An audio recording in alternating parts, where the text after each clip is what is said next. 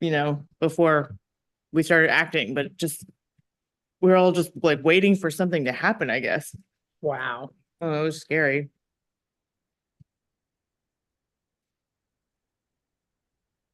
Before we started acting, but we're all just like waiting for something to happen, I guess. Wow. Oh, it was scary.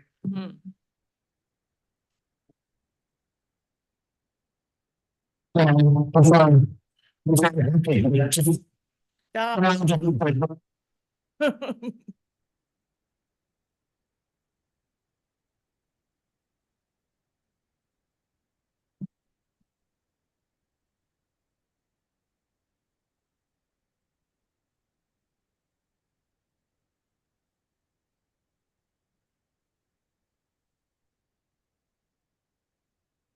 Okay, everyone, I did launch the YouTube session. It's live streamed. I have the recording on pause. Just careful what's said.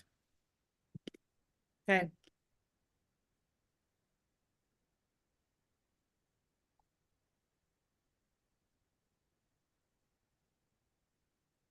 Yeah, I didn't want to wait because I think I'm getting it. I just want to make sure. No, it's a good idea.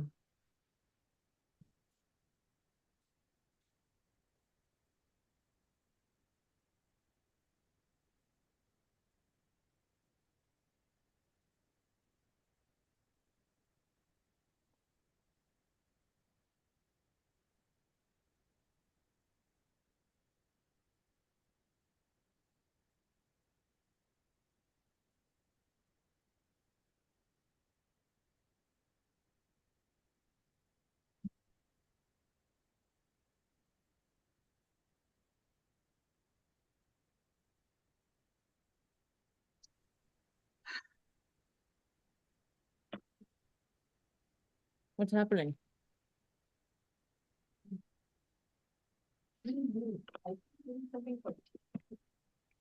New teams, yeah.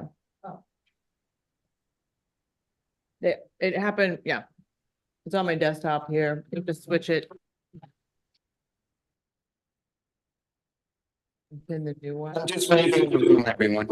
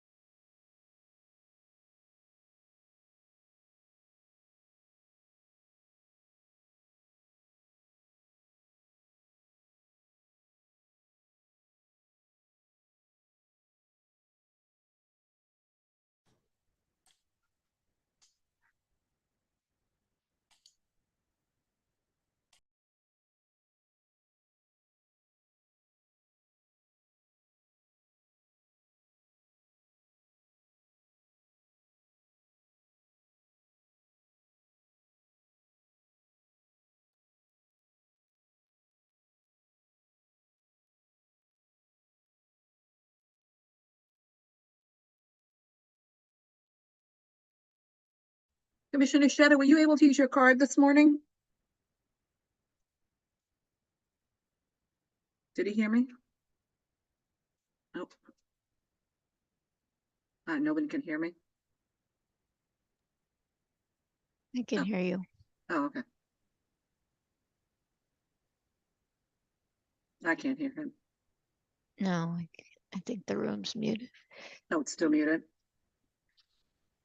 Shampa's thing is not on. Tony, the room is being muted right now because we already started the live stream just in case. So Oh, just okay. again, everyone mindful that even though the recording is paused, the YouTube is live. Okay, Oh, so okay, I'll sorry. leave the room until we start. Okay. I put the ring on.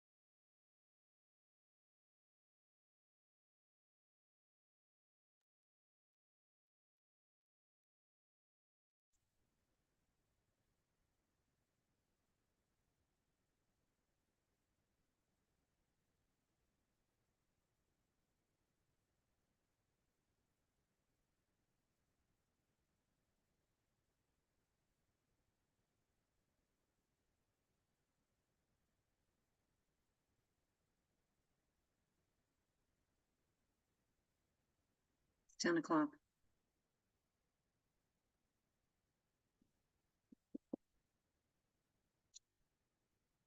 Then they had to go all the way back to the gate. All right, good morning, everyone. Ms. Matias, we are Okay, Commissioner we are Shonda, live your and video we is not are on. streaming. You may proceed with the review session. What is that, Tony? I'm sorry. Ready? Yes.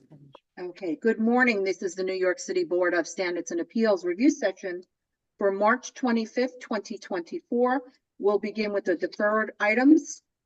Item number 1, 2020-51BZ, 2020-52A, 2020-53BZ, and 2020-54A, which is 95 and 105 Ridgeway Avenue, Staten Island. Item number 2, 2021-26BZ, which is 12 Cole Street, Brooklyn. Number 3 is 2021-27BZ, 13 LaCour Street, Brooklyn. Number 4 is 2021-28BZ, 375 Columbia Street, Brooklyn. Number 5 is 2021-35BZ, 957 Grand Street, Brooklyn. And number 6 is 2021-60BZ, 112-116 West 28th Street, Manhattan. And number 7 is 2023-48BZ, 7509 Shore Road, Brooklyn. The following are decision items. Item number 8, 100-71BZ, Volume 2, 6103 Northern Boulevard, Queens. Okay. We had closed the hearing and had asked the applicant to make some additional notes to the plans, especially with regards to where there's a echo I'm getting from somewhere from out I think there. it's outside. I'll close Mm. it. Yeah. Yeah. Okay.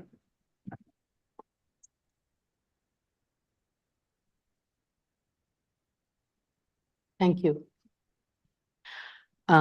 So based on that, plans were revised to indicate the number of parking spaces dedicated for customers, number of parking spaces that would be used to store cars for sale. So I was satisfied with the submission. Everybody here was satisfied? Okay. So let me then proceed with the motion to approve with the following conditions. And the conditions are sidewalks shall be kept free and clear of all vehicles at all times. To minimize any potential pedestrian conflict, the staff shall assist customers in parking maneuverability to their customer parking spaces.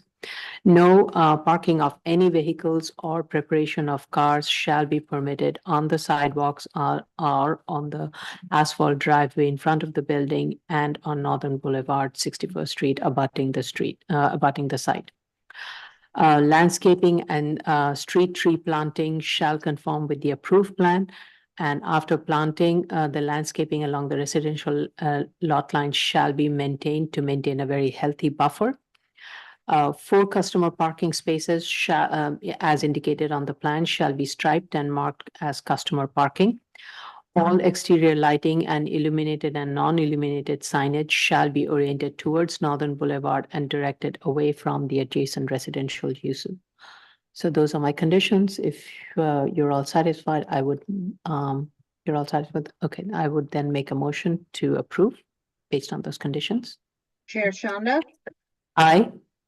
Vice Chair Shabeta, Aye. Commissioner Otley Brown, Aye. Commissioner Sheta, Aye. Commissioner Yoon. Aye. Application has been granted. Item number 9, 13715BZ volume 13715BZ volume 2, 74-10 88th Street, Queens. Who is that? Me? There's an echo occurring. Is that me? I don't think so. No, it's not me. The hearing room is fine. We do not have the echo anymore. Oh, okay. Do Do you want me to repeat that? Or? Can everybody hear us properly? Yeah. Okay. So a question was asked by the commission, the commissioners, is the access way, and the applicant states that while the neighbors are currently accessing through the site, it will stop occurring once the construction starts. And it seems the architect will finalize the plans once DOB, to the DOB once BSA approves it. We also received an FDNY, a no objection letter. I just want to make sure you were all okay with it. So I want to make a motion to approve extension of time to complete construction and obtain certificate of occupancy. Chair Shanda, Aye. Vice Chair Shabeta, Aye. Commissioner Otley Brown, Aye. Commissioner Sheta, Commissioner Yoon. Aye. Application has been granted. Item number 10, 241, 72BZ, 132, 136 East 37th Street, and 281, 287 Lexington Avenue, Manhattan. Okay. A letter was provided from the co-op board regarding their commitment to the proposed improvement. And they expect the work to start in 2024, fall of 2024, and it will take approximately about 18 to 24 months to complete.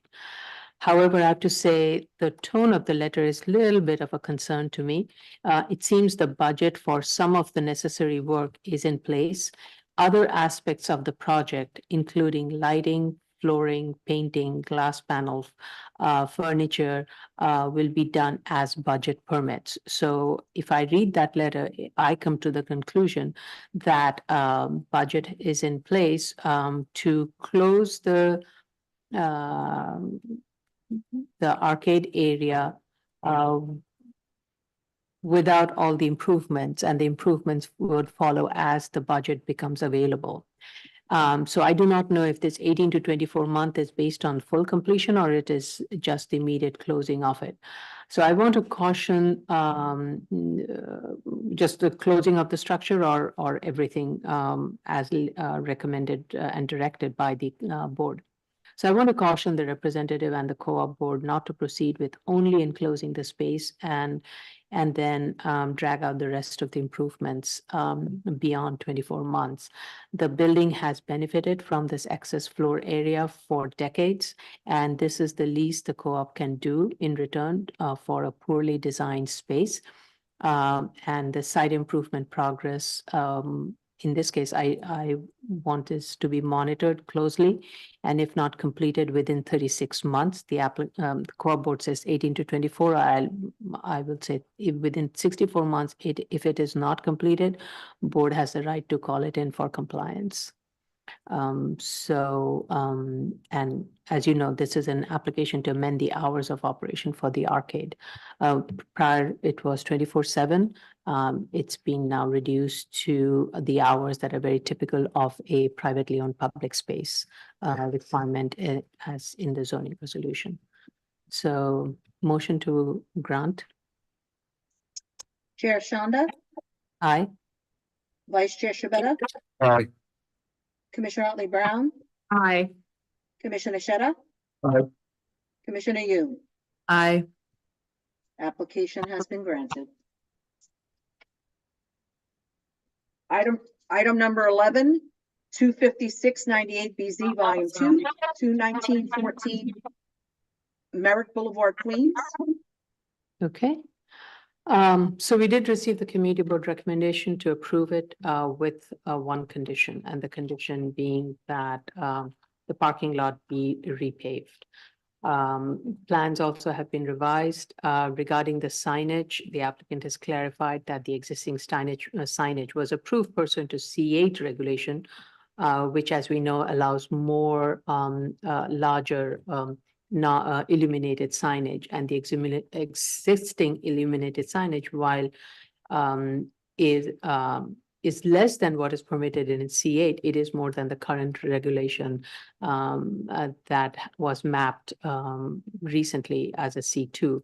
So I think the applicant was okay with the idea of limiting the signage to what currently it is.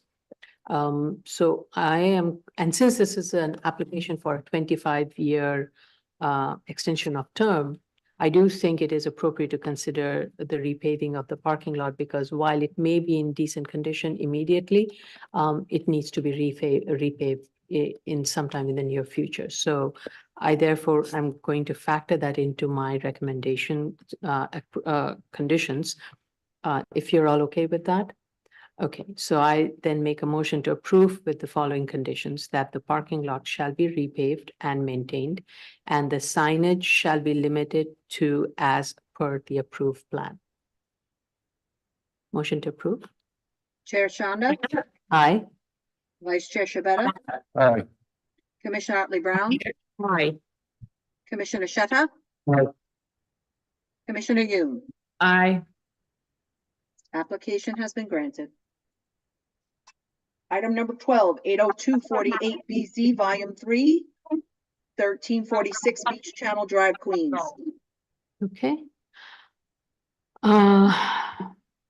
So the applicant did provide additional information. However, there were a few things that are still missing. So I'm going to call this I'm going to do a second call on Tuesday. I'll tell you what are the elements that are missing. I have informed the project manager about it, so that the project manager can also give notify the applicant.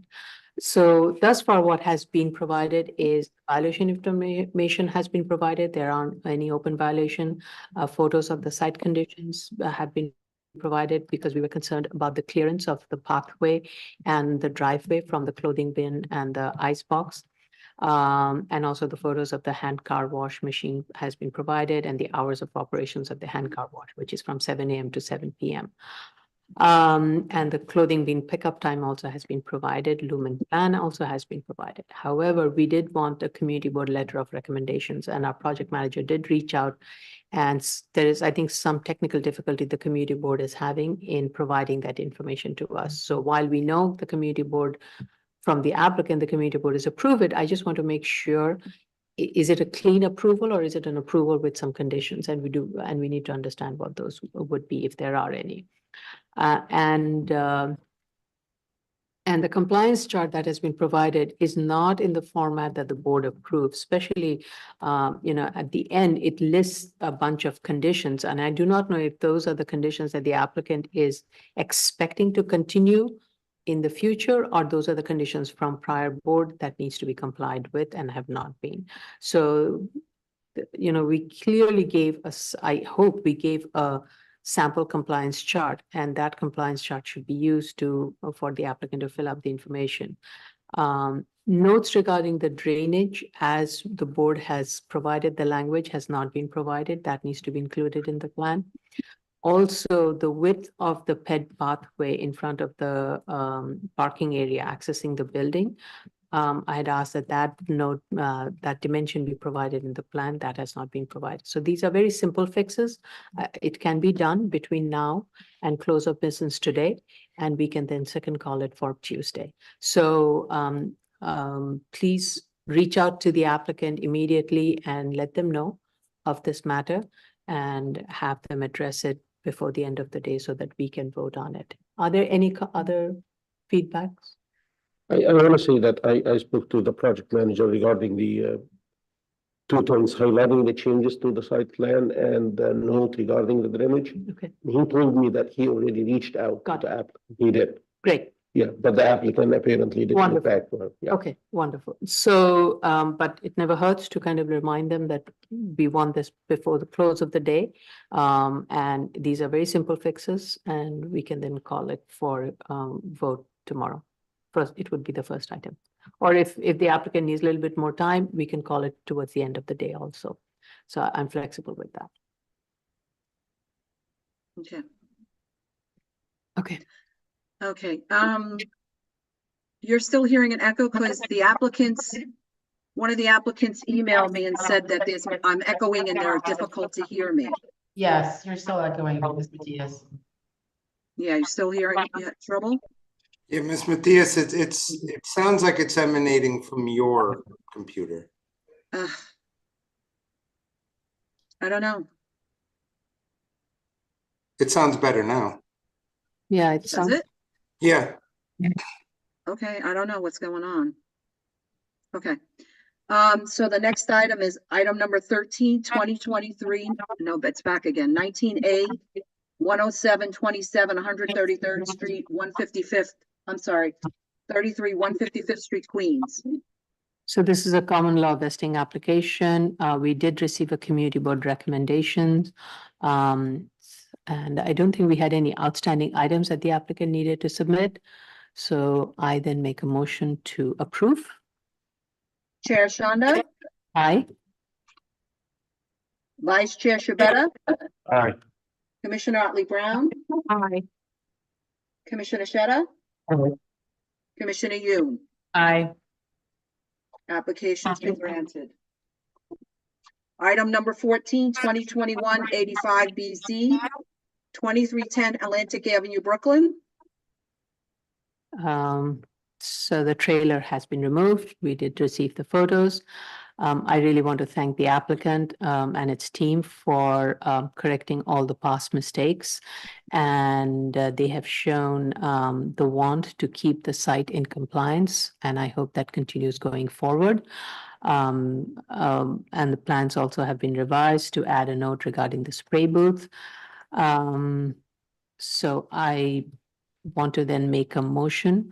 This is an application for reinstatement of a prior variance, so I want to make a motion to approve with the following conditions.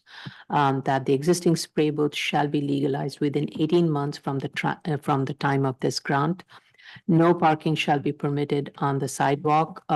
Vehicles shall be stored within the site, including in the covered area in front of the building that is now free and clear of the trailer. Also, work shall be conducted, no work shall be conducted outside the site, and the certificate of occupancy shall be obtained within 18 months from the time of this grant. Okay, commissioners, are you all satisfied with that? Then I make a motion to grant. Chair Shonda, Aye. Vice Chair Shabeta, Aye. Commissioner Otley Brown, Aye. Commissioner Sheta, Aye. Commissioner Yoon. Aye. Application is approved.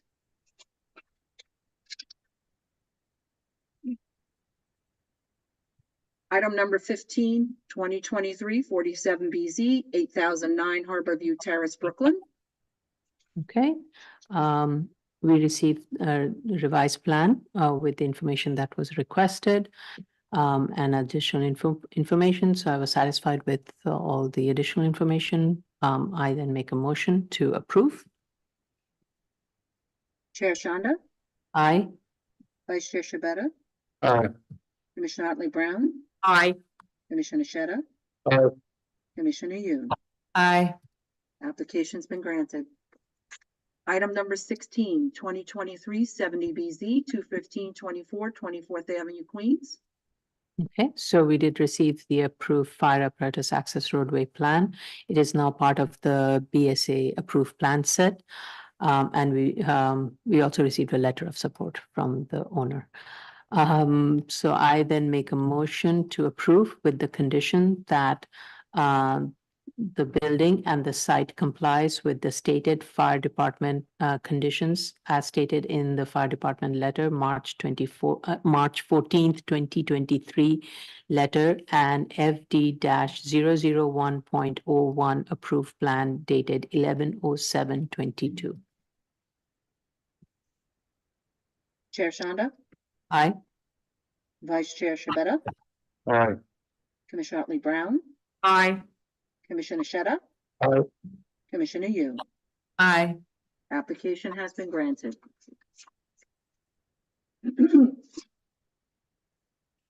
Special order calendar, continued hearing items, item number 17, 17494 BZ, Volume 3, 9907 Roosevelt Avenue, Queens. Okay, initial hearing on this application was held on January 8th, and the applicant was asked to improve the site condition and provide photos of these improvements. The applicant has provided new planting, has removed graffiti, and the site really looks good now. And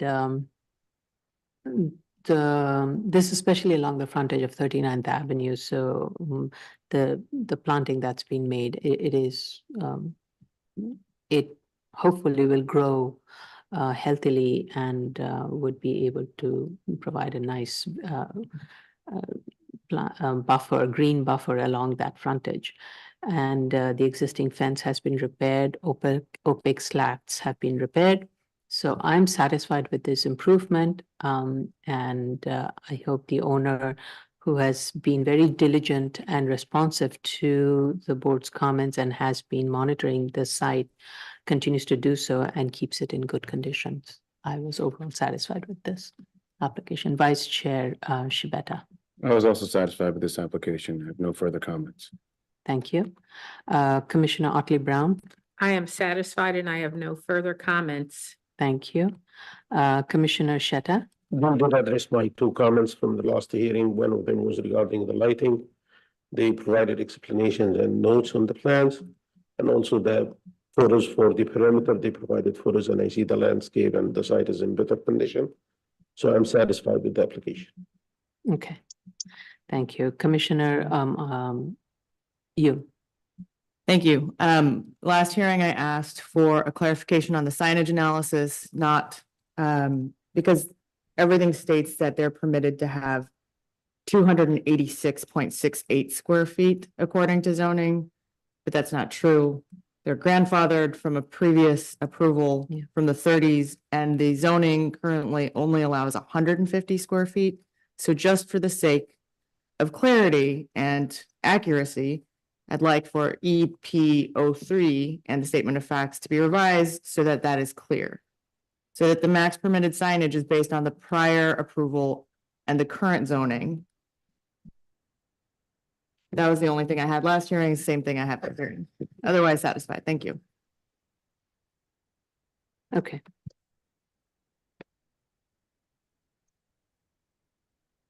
In the plan and in the statement of fact. Yes. Okay. All right.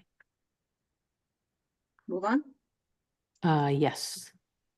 Item number 18, 16080B08, sorry, BZ. 651 6671 Fountain Avenue, Brooklyn. Okay, I just want to note that the language in the lineup is incorrect.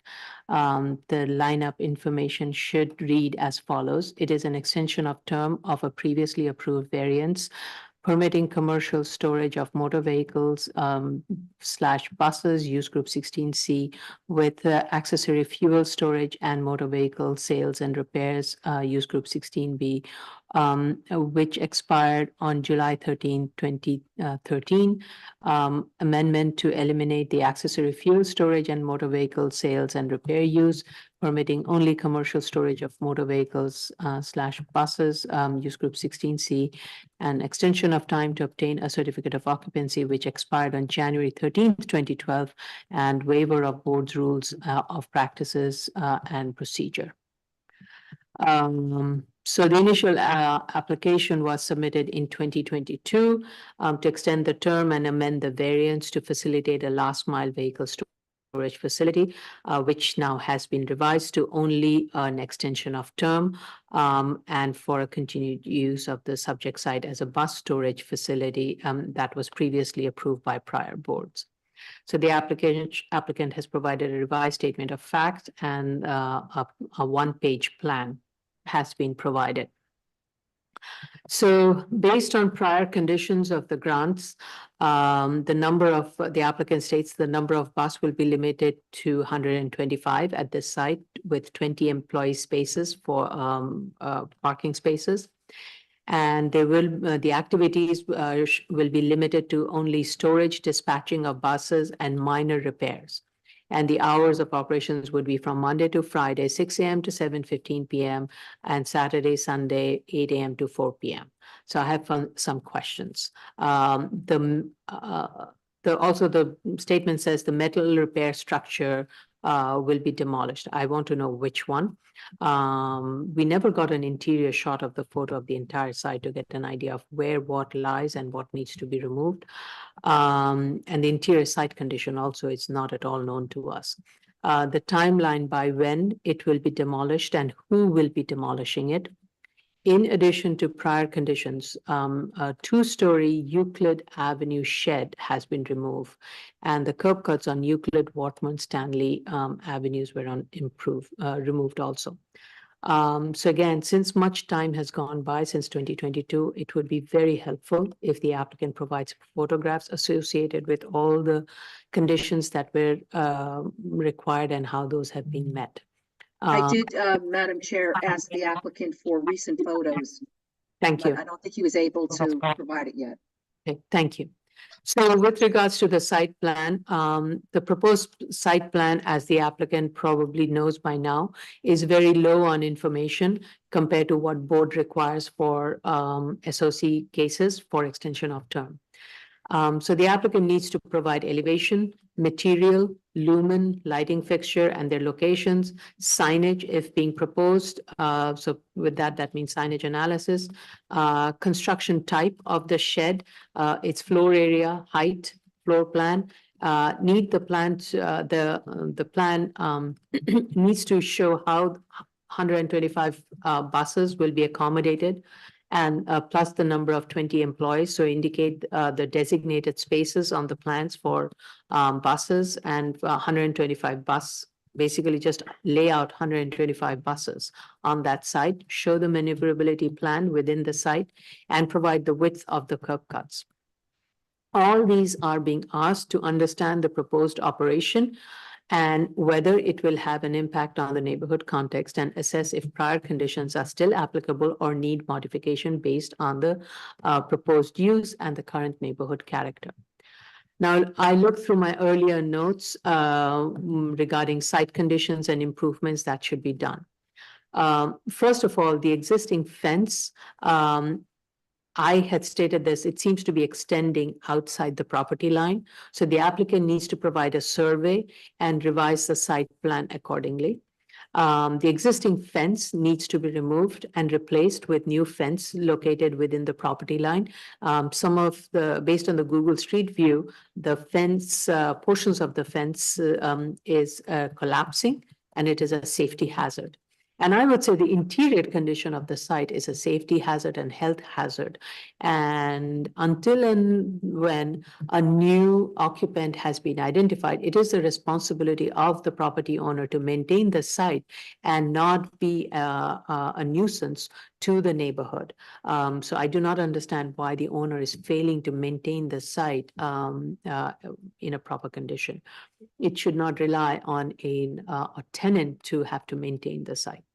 So the applicant, as I stated, needs to indicate the width of the proposed curb cuts, width of the city sidewalk on the site plan. To prevent any future vandalism of the proposed opaque fence the applicant is proposing, I will strongly suggest, especially along the property line facing Wortman, Euclid, and Stanley Avenue, the applicant consider providing something that is a lot more robust and more easy to maintain. So I do not think, given that it's going to be 125 buses that are going to be located in this, a PVC fence may not be enough to withstand any possible, vehicle banging into it, and it then would be the responsibility of the operator to have to fix that PVC fence, which based on the past history of the site, it never happened. So that responsibility lies with the property owner. And so what I would strongly recommend, actually, I'm going to direct you to do this, is to provide an 8-foot high masonry wall along Euclid, Wortman, and Stanley Street. And based on the zoning of economic opportunity text, I noticed that there is something that says art wall. So I would strongly recommend, this is an area where you can find a lot of artists to do art wall, and you would have a beautiful long wall to attract local artists to do the art wall. And that way you beautify this wall. You create a solid structure which would prevent any possible breakage of any sort from outside and from inside. And it also is a nice sound buffer. It's a noise attenuation from the use that would be occurring inside. With regards to the nature of minor repair, I would like to know what is going to be done in the shed, because based on that, a shed may not be appropriate. Maybe it needs to be a solid structure where the sound is attenuated from the kind of minor repair that is going to be done. I also want to know what would be the hours of for the repair area to be open. It cannot be a 24/7 repair operation. It needs to be limited and be respectful of the surrounding context.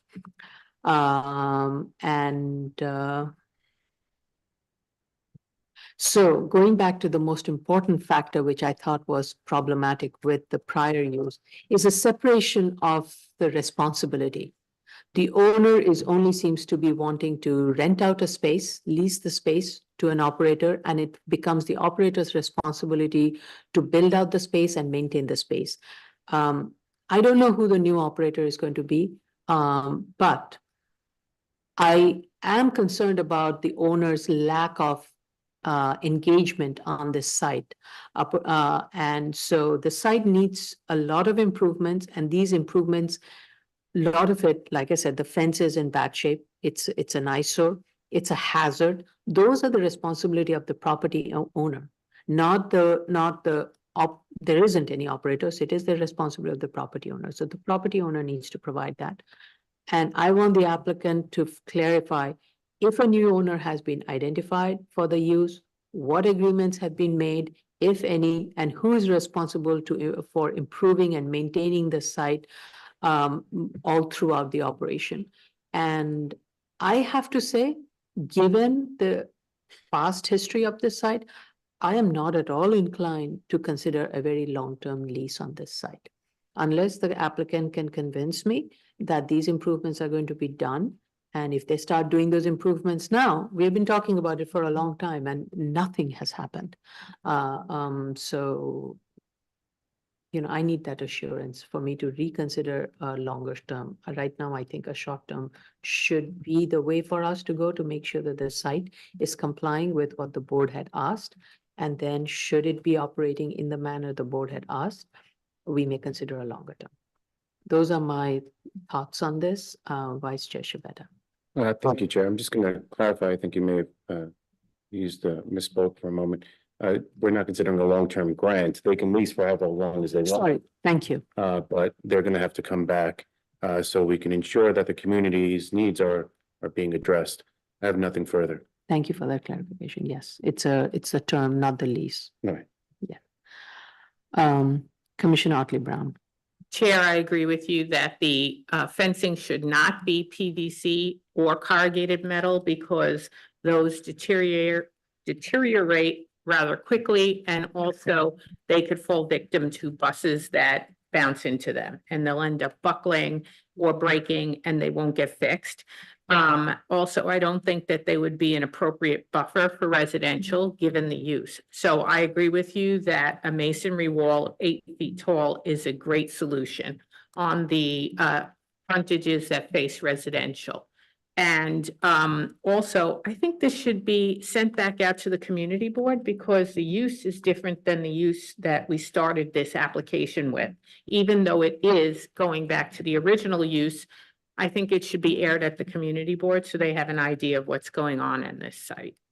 I also agree that this should be a short term to ensure that they've installed all of the improvements that we have directed them to install. And then after that, we could talk about a longer term.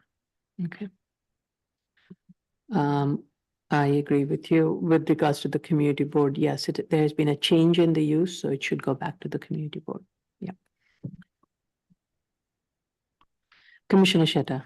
Thank you, Chair. I don't want to be repetitive, but I would add that more details on the operation of the repair activity, the bus repair activity, and also not just the size and the type of the construction for the proposed shed or structure, and the location also with respect to the site plan. And I would like caution the applicant to locate it as far as possible from the surrounding residentials. If they can put it along Fountain, that would be like much better than locating it like at the northern eastern corner or along Euclid, where residential properties is all over that frontage. Thank you. Okay.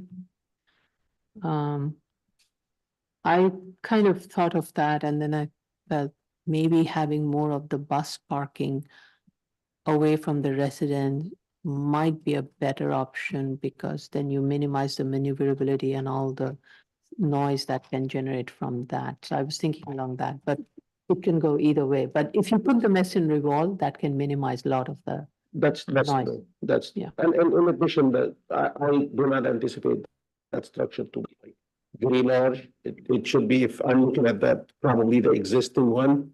So it shouldn't be a big deal located along Fountain or even Stanley. thank you.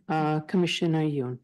Thank you. I agree with everything that's been stated. The only question I have is what fence material would we direct for the Fountain Avenue frontage? Since I think the fountain, it could be a PVC, it could be a chain link fence with it can even be without an opaque slat. It can be transparent, because that's the manufacturing corridor. That's kind of where all the activities are happening. And there aren't any residential uses fronting on it. So Right. I would be okay with it being just a chain link fence. And I think it may not be a bad idea for people to see what's happening inside. So there would be more eyes and ears as to what's happening. But have a masonry wall, 8-foot high masonry wall along the rest of the 3 frontages Right. where you have the residential uses. Okay, yeah, I agree with that. Thank you. I have Yeah. nothing further to add. Okay, thanks. Move on. Yeah. New cases, item number 19. 40682 BZ, 2411 86th Street, Brooklyn. Okay. So we received proof of initial filing and a hearing notice. We also received a community board approval with conditions, and the conditions are that the applicant will enclose their trash storage area and the outdoor areas are monitored for rodent and abated as necessary. This is an application for an extension of term for a special permit that expired on February of 2024, February 11 to be precise, for a drive-through for an eating and drinking establishment located at the subject site. Now, I don't think a proof of continuous use on this one is required because it just expired in February. And there has been, the applicant is not proposing any changes. It's just seeking an extension of term. The only thing that the site is not complying with is the obtaining a certificate of occupancy. I would like the applicant to clarify what is the status with regards to that. And since the community board had raised questions about the trash and based on the photos provided, and not from the recent site visit, but from a past site visit, I do remember the site being very well maintained. And based on the photos, the trash enclosure, there is a trash enclosure and the trash bins are located, didn't seem to be located outside on the property. So I would like the applicant to clarify what were the community board concerns. Given that we are hearing there are going to be new required sanitation bins that everybody has to use, which are going to be rodent proof. Hopefully that would also reduce the issue of the rodent part of it. But I would like the applicant to clarify that. I had no other comments. There is one open ECB violation, and I would like the applicant to clarify how is that being addressed, but I'm satisfied with this. Vice Chair Shibata. Thank you, Chair. I agree with your comments. I have nothing further to add. Okay, thank you. Commissioner Otley Brown. I didn't see the reservoir spaces on the plan, and since that really is one of the Oh. findings, they should put it on. I know that they have 10 from previous applications, but it should be on the most recent plans. Oh, okay.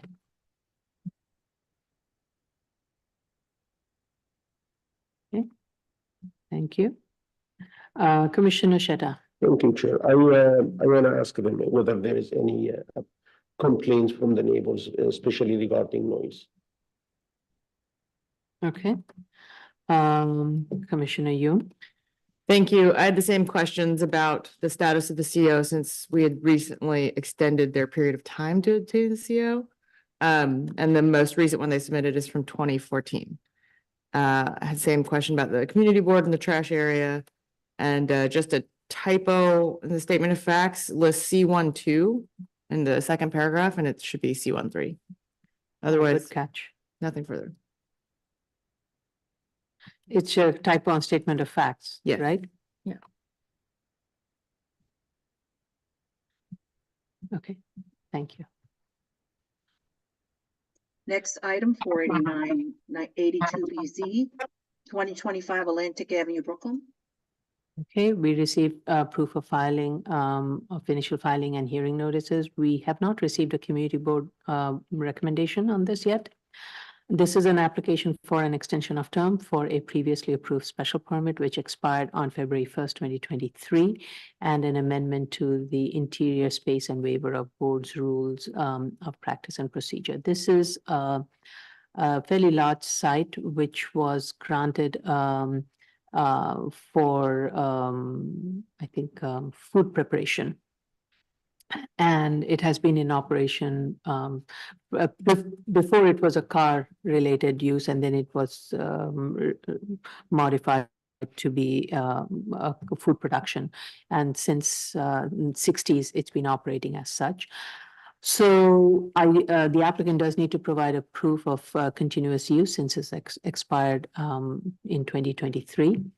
The applicant is seeking an extension of term for a 20-year and is also requesting an amendment of the interior space, which is necessary to separate the uncooked product from the cooked product, and waiver of board's rule. I don't know why we need to approve the amendment because this was a special permit. I mean, this amendment of the plan is not changing the floor area or configuration. It is just taking a space and designating from a food production to something else. But this is a question I have for our general counsel and for our executive director, if they could clarify that for me.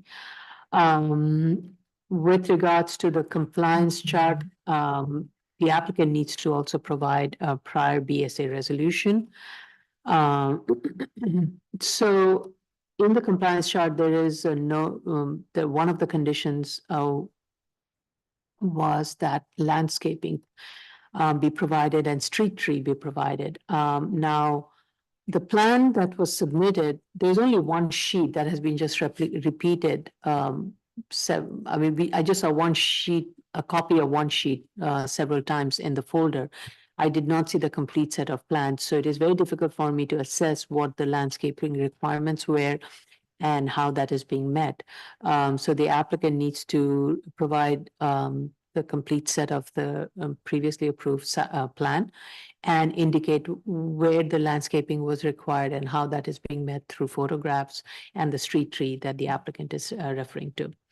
I don't notice from the photos provided that there are barbed wires on the roof.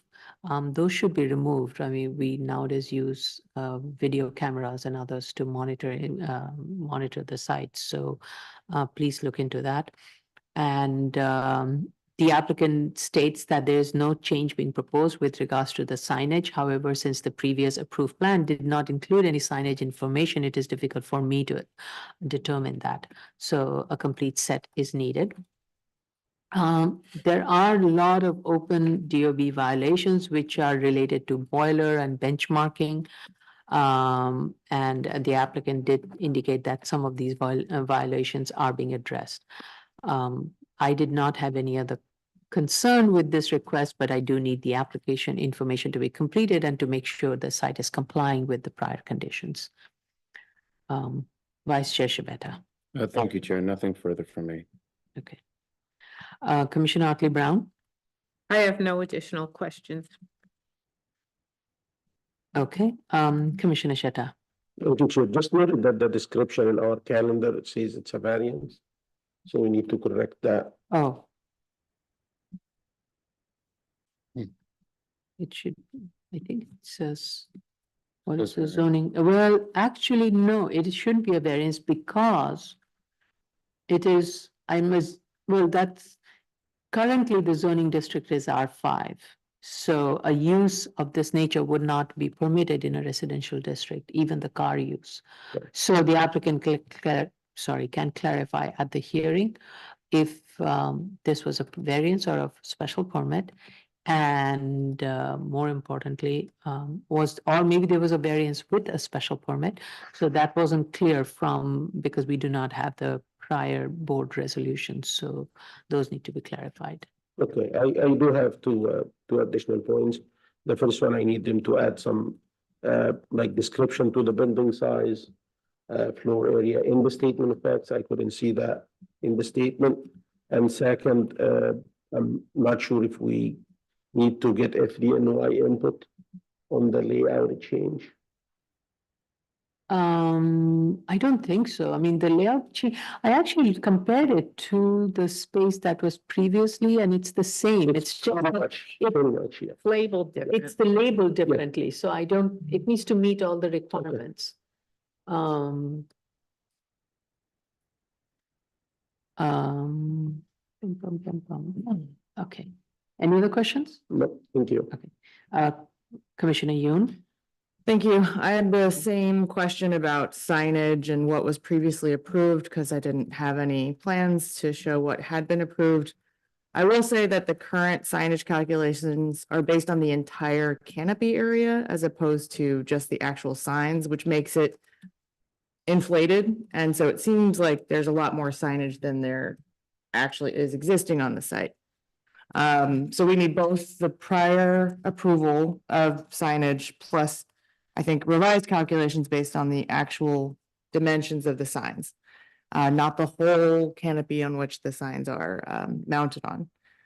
It would be helpful if the plans were updated to say Thomas Boyland Avenue in addition or instead of Hopkinson Avenue, because it's no longer Hopkinson Avenue. So I was a little just confused at first where we were. And then I had a question on trash operation. The statement of facts notes that the trash is picked up between 5 p.m. to 7 a.m. 3 times a week. It looks like it's picked up on Thomas Boylan, which is across from residential. So I would like some more clarification on a narrower time frame in which the trash is picked up. Where did the trash dumps? Where are they located on trash nights? And anyway, let the applicant clarify that, and then we can respond.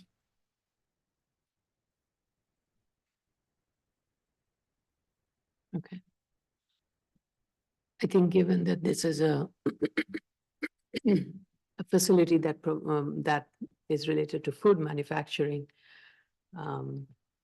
definitely makes it challenging to want to store for a longer period of time. Sure, but 5 p.m. to 7 a.m. is a big window 3 times a week. So if you live across the street and it's coming at 3 in the morning, that probably isn't great. So if we can somehow limit the hours or just get a better understanding of when it's happening. Okay. Okay. Yeah, and we don't have the community board input or any letters we haven't received from the community neighbors either regarding the project. Okay, next case. Can't hear you, Ms. Matias. Can't hear you, Ms. Matias. You're still on mute. Yeah, I got it. Sorry. 2017-298 BZ, Volume 2, 14 White Street, Manhattan. Okay, we received proof. This is actually an extension time, so it's not required for notice of hearing. As stated, it's an extension of time to complete construction and to obtain a certificate of occupancy for a 7-story mixed-use residential building that was previously approved pursuant to 7221 by the board in 2019. And so the applicant states the reason for the delay was associated with the pandemic and also the hazmat with regards to the status of the project. Hazmat remedial action plan has been accepted by OER. It was accepted back in 2022. in connection with the E-designation. So I would like to know if the building permit has been obtained. It's not clear from the submission that has been made. And from the photos provided, it seems some work has started. So I would like the applicant to provide an update at the public hearing, the type of work that is currently underway. The applicant states that it will take 4 years to complete construction and obtain a CO. And we received the most recent submission showing that there aren't any outstanding violations. So the applicant is working actively to remove all violations from the site. So those are just my questions. Vice Chair Shivetta. Thank you, Chair. I think they do express a reasonable delay. They do show that there is construction on site. I believe they did have a permit on May 1st of 2023 for foundation. Other than that, I appreciate their timeline. I think this is a reasonable request and I have no further comments. Okay, thank you. Commissioner Otley Brown, I have no questions. Commissioner Shitta. Thank you, Chair. I did read in the statement that a foundation permit was obtained on May 1st, 2023. They said the majority of the foundation of the building is almost completed. Extensive site preparation work has been done. However, I haven't seen photos showing the construction of the foundation, so I need photos. And what's provided in the statement of facts is not a timetable. I'm going to show what it's provided in a second.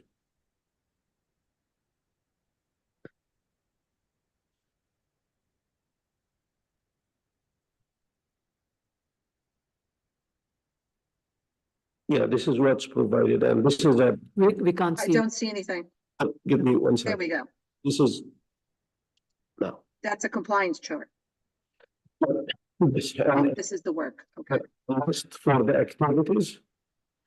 And description for the activity as major or minor, Right, and then this is the duration for the activity. This is the duration list for different construction activities, right. not the timeline, not a duration list. The construction managers know what a timeline is. Well, we Yes, don't want a yes. very extensive timeline on this. I think what the applicant, I at least read from this is that if you put all of this together, it can go up to 4 years to get all the work done. It's gonna be- Yeah, I think what Commissioner Shedd is trying to express is that it doesn't mean that, for example, the elevator isn't 45 days from today. It's 45 days from when they get to a position where they can start imposing the elevators. It's a piece of paper like this, it's called timetable. This is not a timetable period. All right. So you want a revised statement with the timetable? Just separate. But I think I just want to caution, I mean, I'm not asking for one of those, what it's called, the Gantt chart or all of that thing. We're not asking for that. This is, I mean, this shows the tasks that needs to be done. And many of these can be happening simultaneously also, as we know, a lot of That's these correct. things would be happening simultaneously. But the point being, I think we just need a very basic grouping of, okay, the foundation will work, the major superstructure is going to take so many months to get it done. And then getting all the necessary sign off is going to take so much. And this is how it is going to be. I think that might be a better way, in addition to this. Is that? I even don't need that, what's provided in the statement. There is also a timetable. We asked for a timetable to make sure that the requested time frame is in consistent with the timetable. Yes, I cannot tell how long this project need to be completed. Because I'm not sure about the sequence and how they're gonna stage the construction inside. It's a piece of paper. I think what you're asking, then that leads to a Gantt chart. That's not what I really want from the applicant. All I want is for them to say how much of the plan approvals and everything that they need to get the work going. So that's one part of all the permits that they need, what time it taken to submit the plans, get the approvals, what is that? And that's typically what we have seen.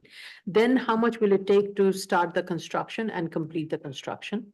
And if the hazmat has already been addressed, all the remediation, all the critical steps, all have been done, if, then it's a matter of doing the construction, how much that would take. Then from the time when the construction is complete is how much it will take to get the necessary sign-offs to obtain the CO. Those are the three critical milestones, really. I don't want to get into this, the sequencing of the operation. That's not what I want. We can just ask the applicants to give us how much time they need and we just Yeah. make it. But they asked for 4 years. And the bottom line is, the reason why we asked for more detailed timeline is we want to assess the applicant's commitment to actually developing the property and developing the property within an appropriate time frame, as opposed to having to come back repeatedly because they've done nothing. And that's really what drove the board to start asking for more details other than how many years you need. And they've provided that to us. It may not be in the format that we particularly want to see it, but it is demonstrating that they've done some serious thinking and analysis as to the scope of the project and how they want to proceed and how long it will take to complete each facet of it. And then at the end of the day, they said, and so that's why we need 4 years versus 1 year, 2 year, or 3 years. So whether or not they can complete it in 4 years, that remains to be seen, but the same goes for every project that's before us. We really have no idea whether or not it can be completed in 4 years until they either complete it or come back to the board to ask for another extension. But this is supposed to be a fairly ministerial application, not a very detailed application. It's like, hi, we know we're supposed to complete within 4 years. We couldn't. We need another bloppity blop period of time. And I do appreciate the breakdown of the tasks that they need to do. So that in my thinking, it's that they recognize that these are the steps that are required to complete this. And these are I mean, there are many other steps, I'm sure, but these are the major markers of the tasks that need to be done. And they kind of comprehensively come up with roughly this much amount of time it will take. In totality, I think for a building of this size, with a hazmat kind of condition, I think 4 years is, they may need more than that, but 4 years is what mostly we grant anyway, so that we cannot grant more than 4 years. Typically, we allow for less than 4 years if they need, like, oh, they say we only need 2 years to complete this and it's almost done, we just need a certificate of occupancy. In this case, I think 4 years is very much would be needed. I agree, and I'm not questioning the 4 years. I just said that this is not a timetable. If the board want to take that, I'm fine with it. Yeah, I am fine with it. Okay. Yeah, Thank thank you. Commissioner Yoon? Thank you. I had no comments, but I wanted to add to the discussion that, of course, I agree with Commissioner Sheta on principle, just because it's weird to have a timetable that doesn't actually fix anything based on time. You know, it's all just numbers, but I didn't take issue with it because I agree that 4 years is a reasonable ask. So just to say, like, when you're in construction, to just throw days out there is like, what is the point of that, right? So it's a strange way to put something in a document. And so I agreed. And I don't have any objection to the submission, though. I agree with both of you, and I have seen very detailed Gantt charts of every. No, but not even that. It's just like, why, you know, what are we gonna do with 160 days? Based on what, you know, like, but I appreciate what you've said, and I think it's all true, and I took no issue with the submission. Okay. I'm just saying. All right. I also wanted to show photos of the site since we didn't get any, but I was there and I can confirm that they are actively working. And the foundation appears to be basically done. The ground floor deck is almost ready. Maybe it's already been poured at this point because this was late February. So it seems like the site prep work has been done. The foundation work is nearly done, if not done. This is the ground level. Okay, so this is. I'm on the movement street level, only, yeah. I guess. So I'm looking through the little windows here. Yep. So just to say that, you know, it is active and the ground floor deck is up. So hopefully they get their new building permit to continue. Great. This is good. Thank you. Can you submit these to? I will submit. Yeah, please submit it. There is no need for pictures from them. Okay, then. Yeah.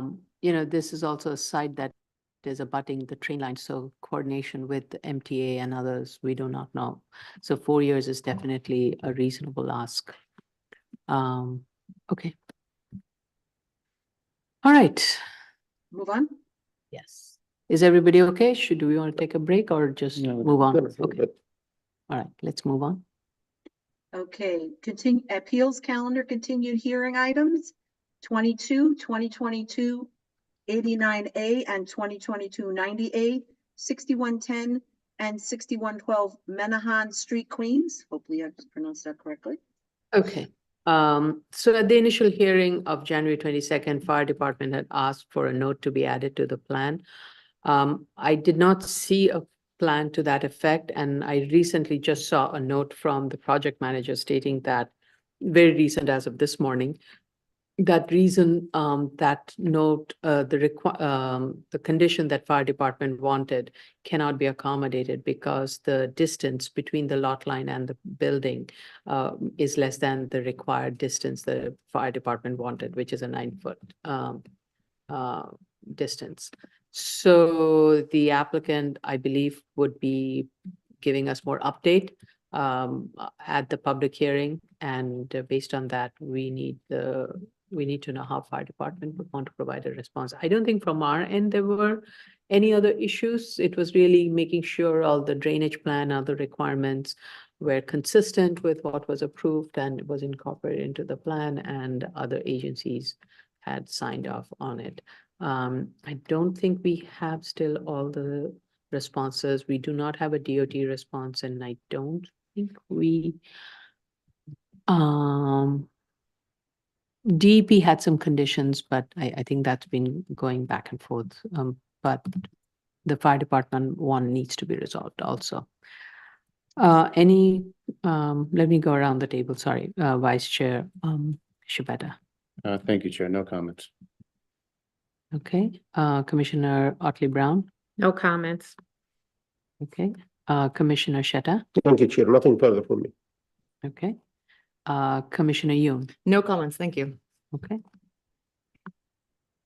Item number 23, 2023, 32, 33 and 34A, 15, 23 and 29 Radigan Avenue, Staten Island.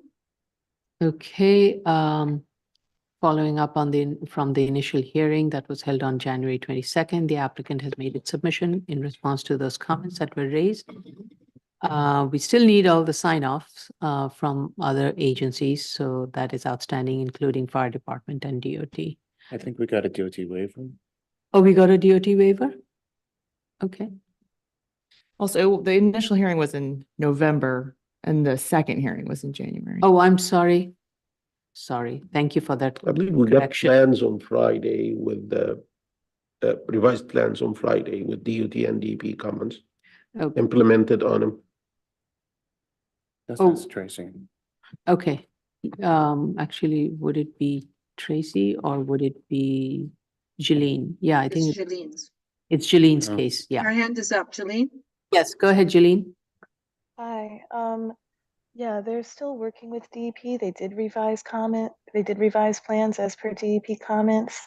DEP would like to continue to discuss it. I don't have DOT comments, but they did have an approved builder's pavement plan. They do have an Vehicle approved waiver. treatment plan? I believe they have a BPP in the plans. On October 17, Okay. 2023. Okay. Thank you. The builder's paper. October 17. Okay. Okay. Vice Chair Shibata, Nothing further from me. Thank you, Chair. okay. Thank you. Commissioner Otley Brown, I have no questions. Commissioner Sheta, Thank you, Chair. Nothing further. Bless you.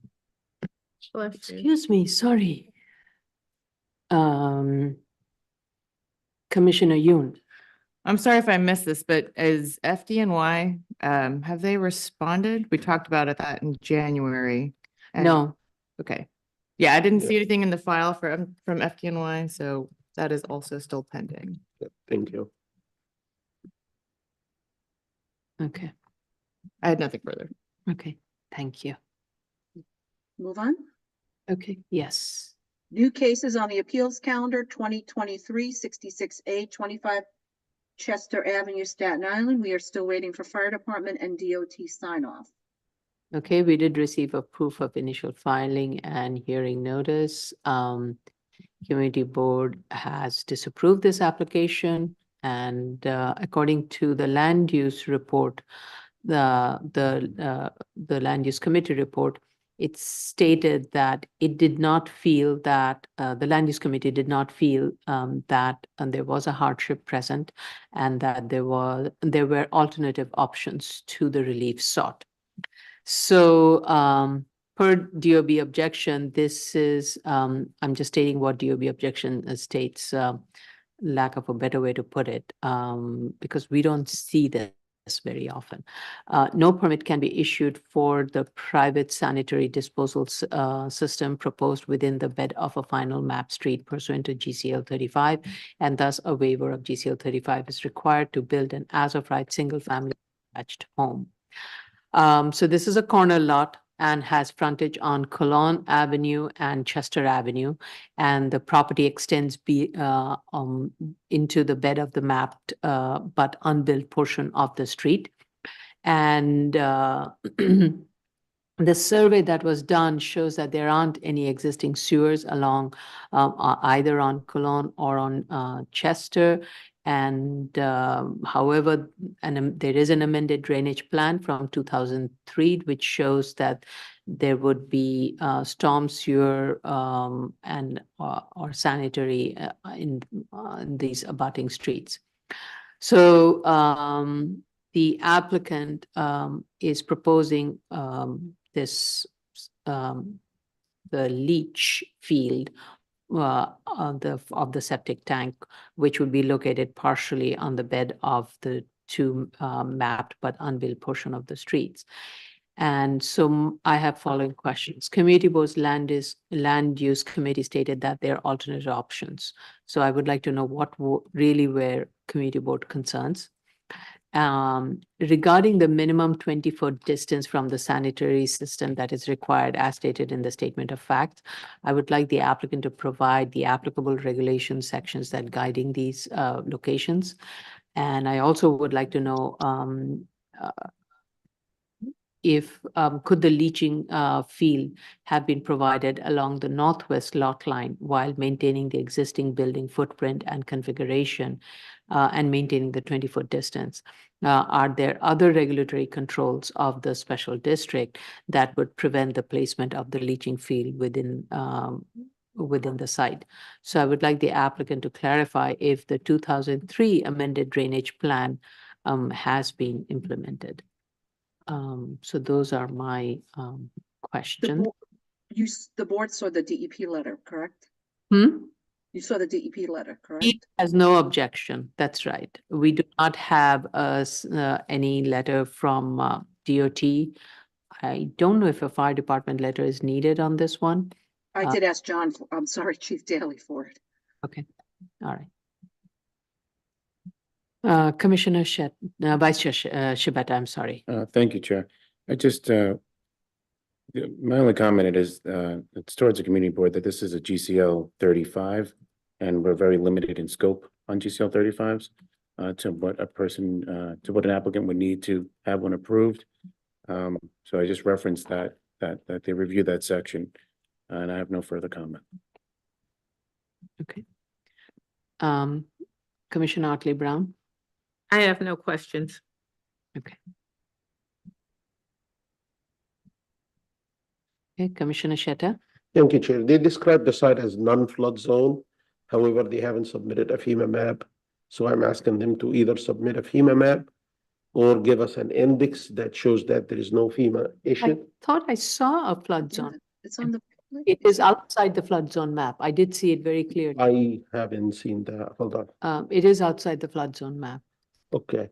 Yeah. I clearly, I can visualize the map. I can't bring it up here. I'm in the folder, I can see it for some reason, but if you saw it, I'm fine with it. The And applicant can confirm that at the public hearing. Yep, okay, and I also, yes, I have that same question regarding whether the building could be reconfigured a little bit to create a space in the back.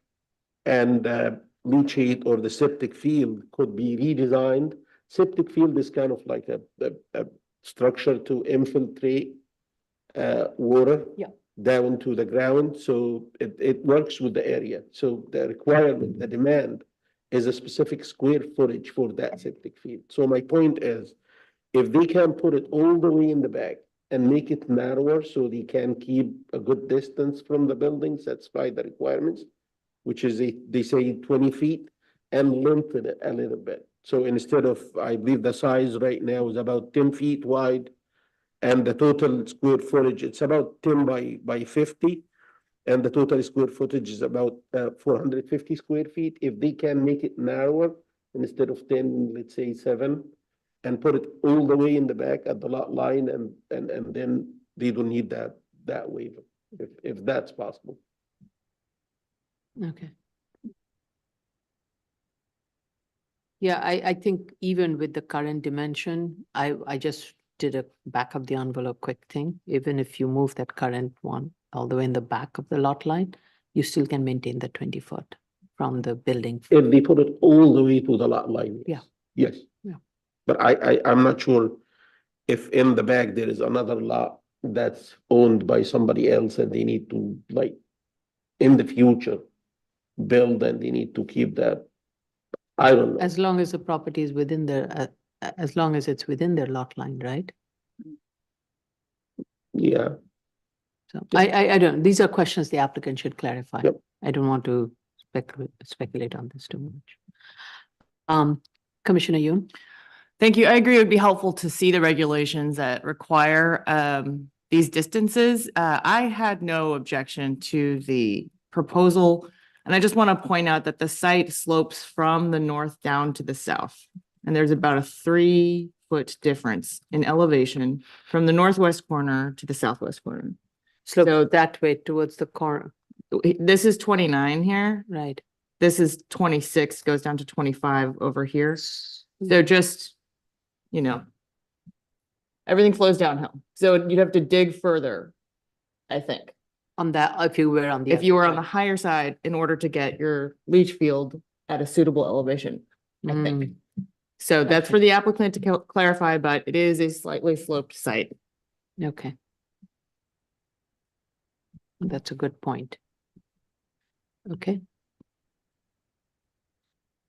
All right, Move on. always learning something new.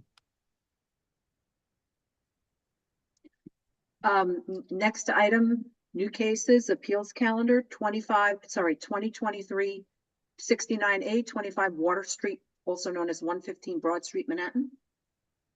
Okay, we did receive it, though I believe for MDL it's not required. This is an application for a waiver of New York State MDL 277 in bracket 7 regulations regarding minimum light and air requirement for a portion of the building's east facade. The building is being converted from an existing commercial office building to a residential use as of right. So this is a 22-story commercial building on Water Street, abutting FDR Drive, that is in the process of being converted to residential pursuant to underlying zoning regulation as of right. And the conversion has already started. It is going to be completed sometime in 2025. There are so you know, there are other actions that would be required as a city planning commission, but the action before us is with regards to the MDL to legalize the operable windows in 63 of the total units, that is over 1,000 units that has been proposed, to provide light and air to rooms in the 63 dwelling units and to allow construction of 105 bedrooms. Otherwise, would have to be used an accessory office space. So just right off the bat, I'm going to request that the applicant in its BSA plan sheet indicates the units that require the MDL waiver. I did see the illustrative plan. It's helpful, but that cannot be submitted. The color drawings don't go well as a part of the BSA submission. So indicated in a different way, the units that require MDL waiver in the BSA plan sheet. Per the letter of the law of MDL 277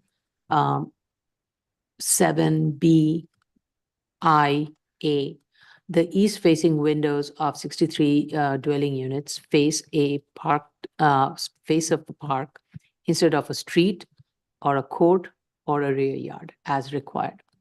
And per illustrative plan, it shows there are 3 units that are facing this parkland from floors 2nd all the way to 22nd floor. And as the applicant states that without this waiver, the east-facing windows of that would be these units would be inoperable, and it would reduce the number of bedrooms in this building, and it would affect these 63 dwelling units.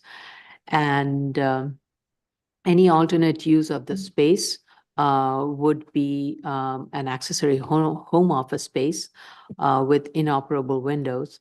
And that often affects also the ventilation of these units. And the applicant states that this would increase the lease up time, and there would be financial loss, and therefore it's requesting the waiver pursuant to MDL 27716, which allows board to vary these conditions. So I looked through the plans and I looked at the surrounding use. As the applicant states, there is a parkland that is located adjacent to the subject site. The width of this parkland, it's a triangulated parkland. It changes from the narrowest portion closest to the site to the building from 30 feet and widens to 80 feet and more. And as we know, the minimum required distance per MDL is would be either 10 foot for a certain minimum distance of a court, or a 30 foot for a yard, or the width of a street. And the width of a street tends to be either 30 or 60 foot. In these areas, there are 30 foot wide streets also. In addition to this parkland, which is a city parkland, and it's a map parkland, and so any demapping of it requires a significant amount of discretionary review, and more importantly, it requires state legislation. And I recall working on a project like this where it requires also replacement of the parkland of equal and better condition. So these are very challenging possibilities of a parkland to be de-designated. So it's almost an impossible situation, a situation that very rarely, very, very rarely happens. On top of it, abutting the parkland to the, I would say to the north, is it's a privately owned public space that was built for the building that is located to the west of this site. And this building already enjoys the additional floor area that it has recouped for providing this plaza space. So this plaza space, which is about 30 foot wide, also has to remain unless that floor area is done. So there is not only the existing 30 foot wide parkland, there's also an additional buffer of 30 foot. So I think if you were to apply the strict compliance of the requirements of this MDL, the existing space that is located because of the abutting parkland is more than what would be required. So and also the argument that the applicant state, the lease up time, the hardship associated with it is very, very justifiable. So based on that, I think this MDL waiver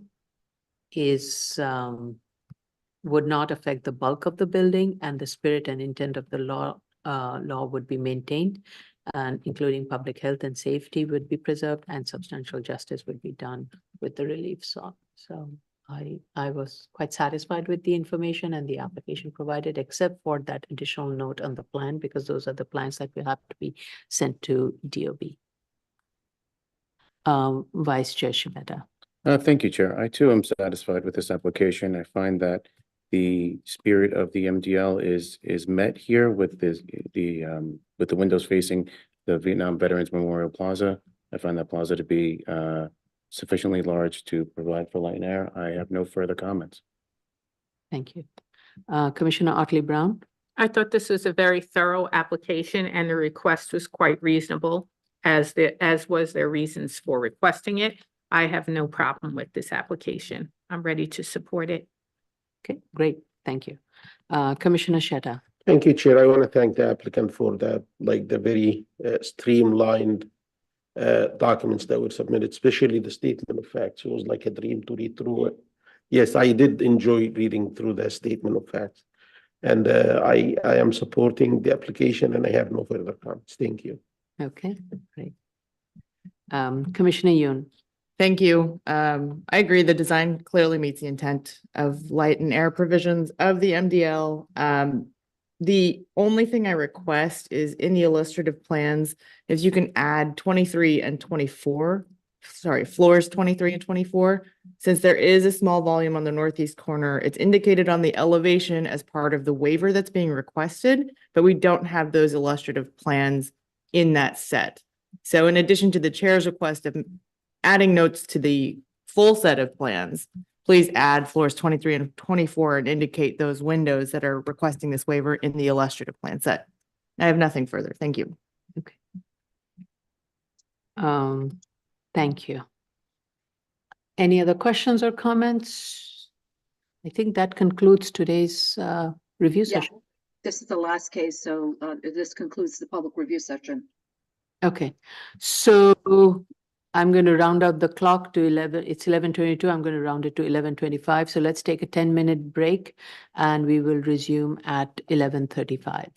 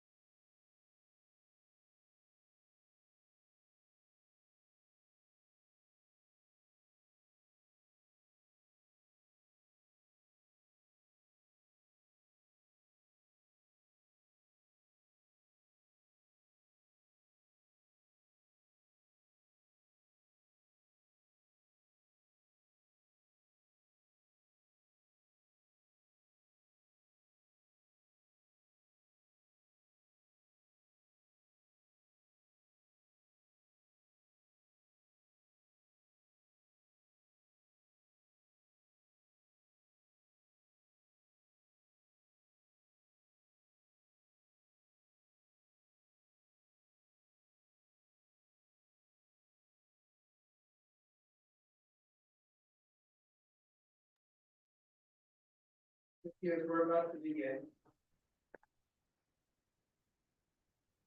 Okay, we are live, we are streaming, we may proceed with the public hearing. We can't hear you.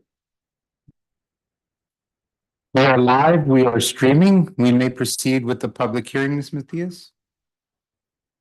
Okay. Good morning. This is the New York City Board of Standards and Appeals public hearing for March 25th, 2024. The first order is special order calendar, continued hearing items, 17494BZ, Volume 3, 9907 Roosevelt Avenue, Queens. This is Don't, oh, I see Sandy. Sandy Agnosto. Yep. Okay.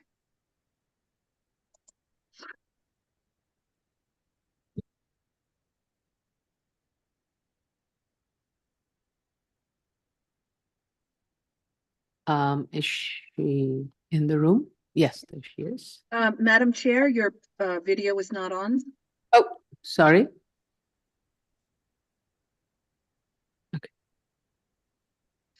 Okay, I'm Ms. also Agnosto? joined by the owner, David Rosero. He's in the hearing room. Okay, hold on. Yeah, we're letting him in. Please unmute Mr. Rosero and join as a panelist.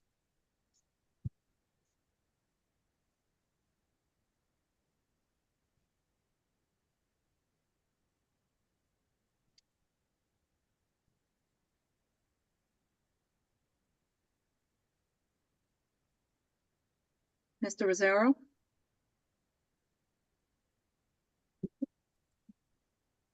Please unmute and join as panelist.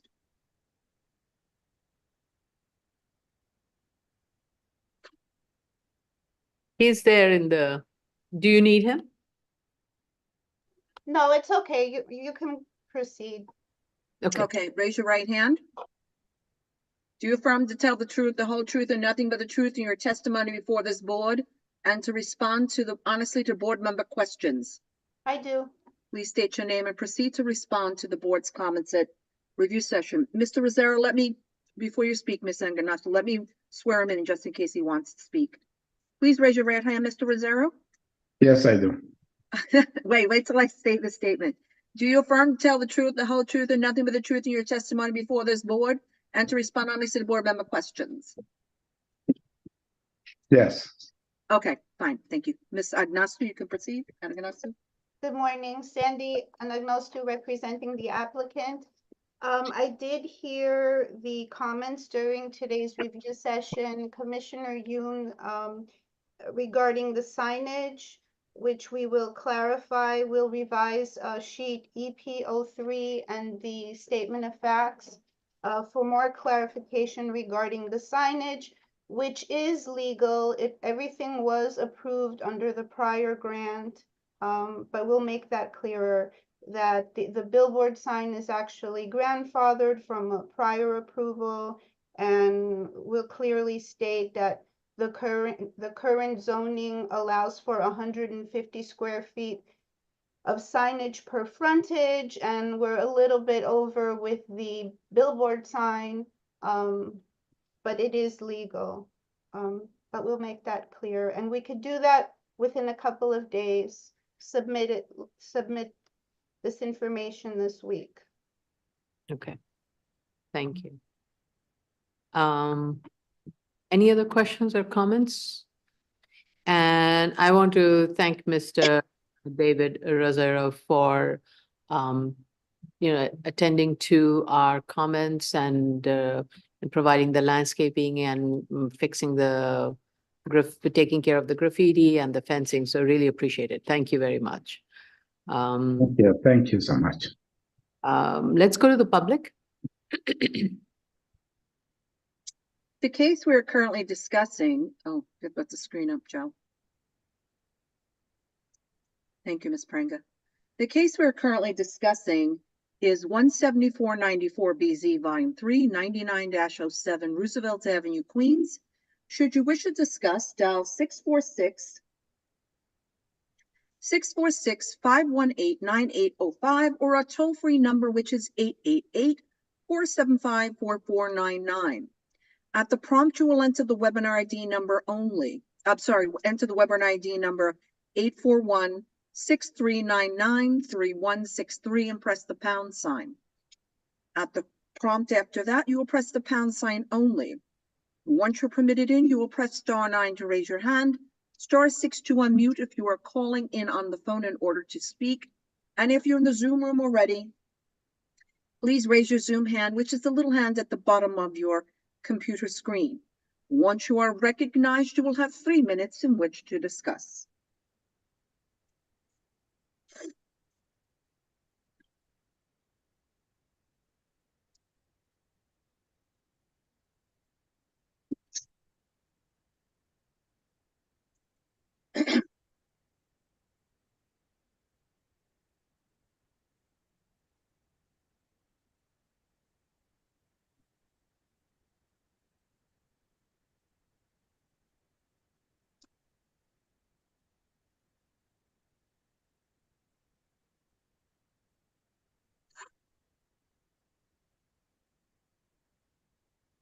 Oops. Hmm, We're waiting for the time to run out, Mr. Rosera. Thank you.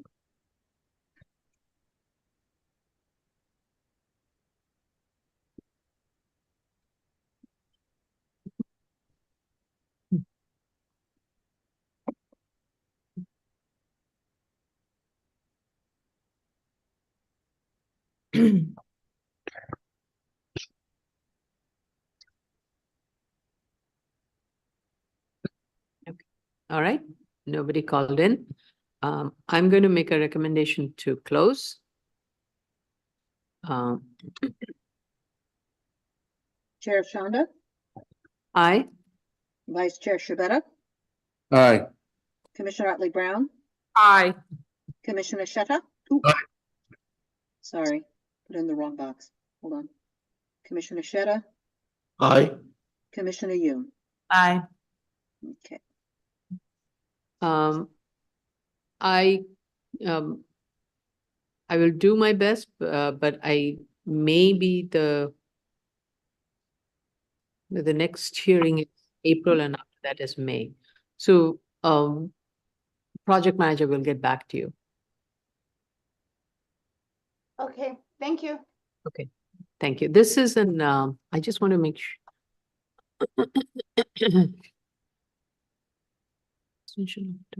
Okay, all right. Next item, item 18, 16008BZ, 651, 671 Fountain Avenue, Brooklyn. Okay, this would be Mr. Dale. There's Mr. Dale. Madre, yo creo que,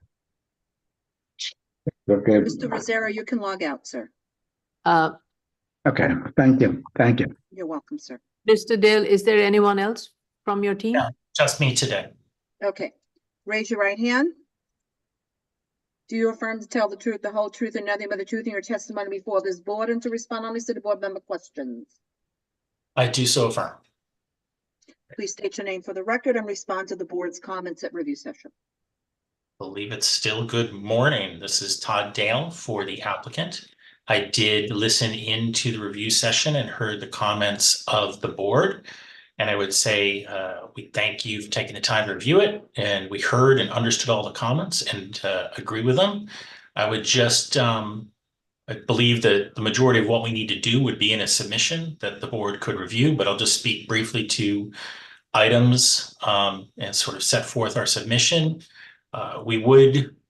First, I would just note that we did notify the community board and provide them the updated materials, and we'll continue to provide them revised materials for the next submission. We have not heard from the community board as of yet, but we'll continue to reach out to them to see if they have any additional comments. As noted, during the pendency of this application, the prospective tenant has changed, and we are now hoping to just seek an extension of term of the previously approved commercial storage of motor vehicles. Just wanted to note quickly that, the prior approval was for commercial storage and automotive repair and sales and fueling. And we are seeking to remove the fueling and the automotive sales.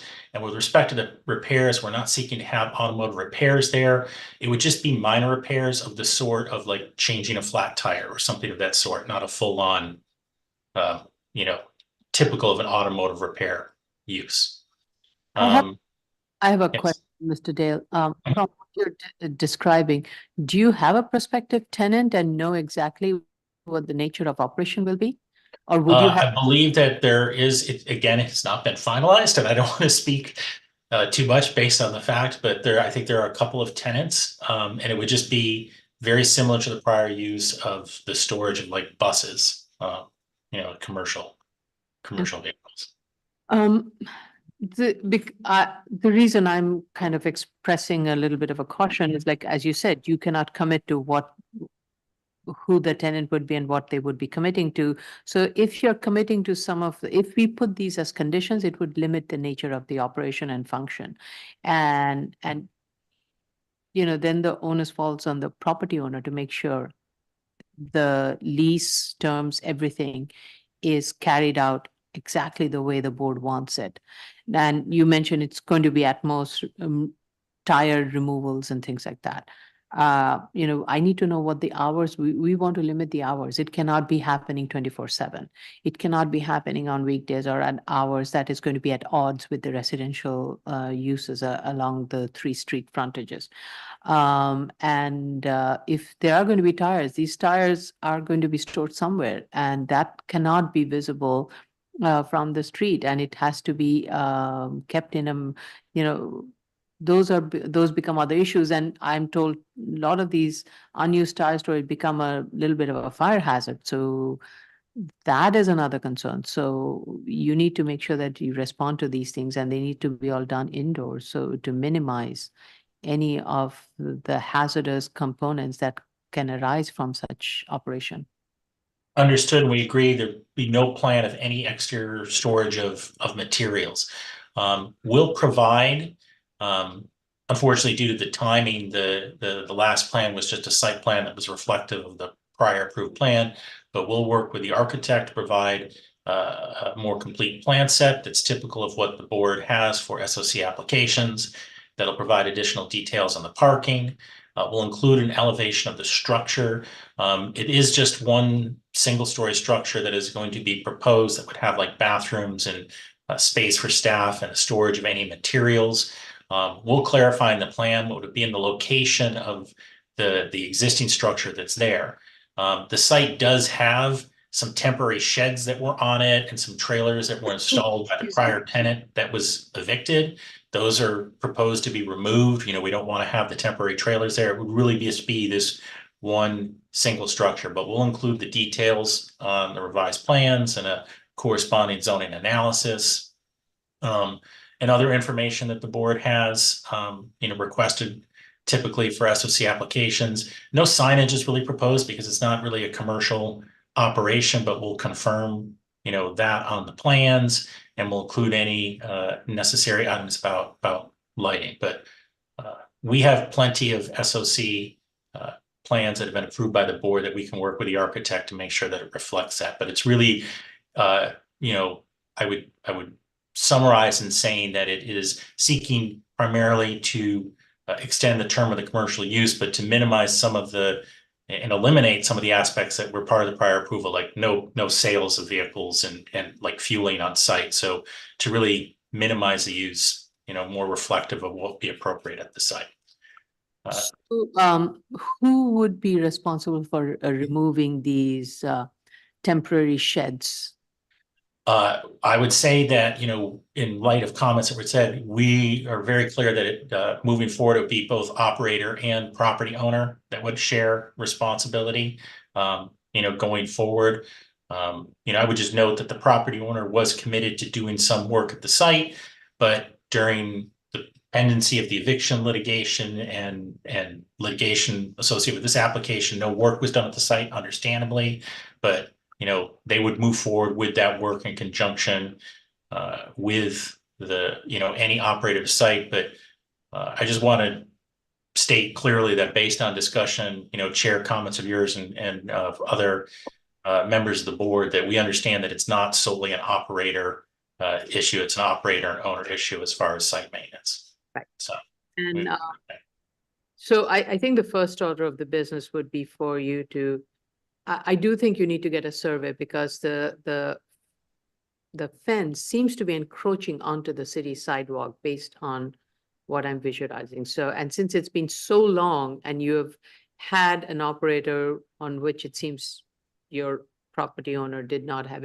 much of a control. So whatever is going to be built has to be built pursuant to what's within the property. So do provide an updated survey, and based on that, revise the site plan, indicate where the masonry walls would be located along the 3 frontages, and your chain link fence along the rest of Fountain Avenue.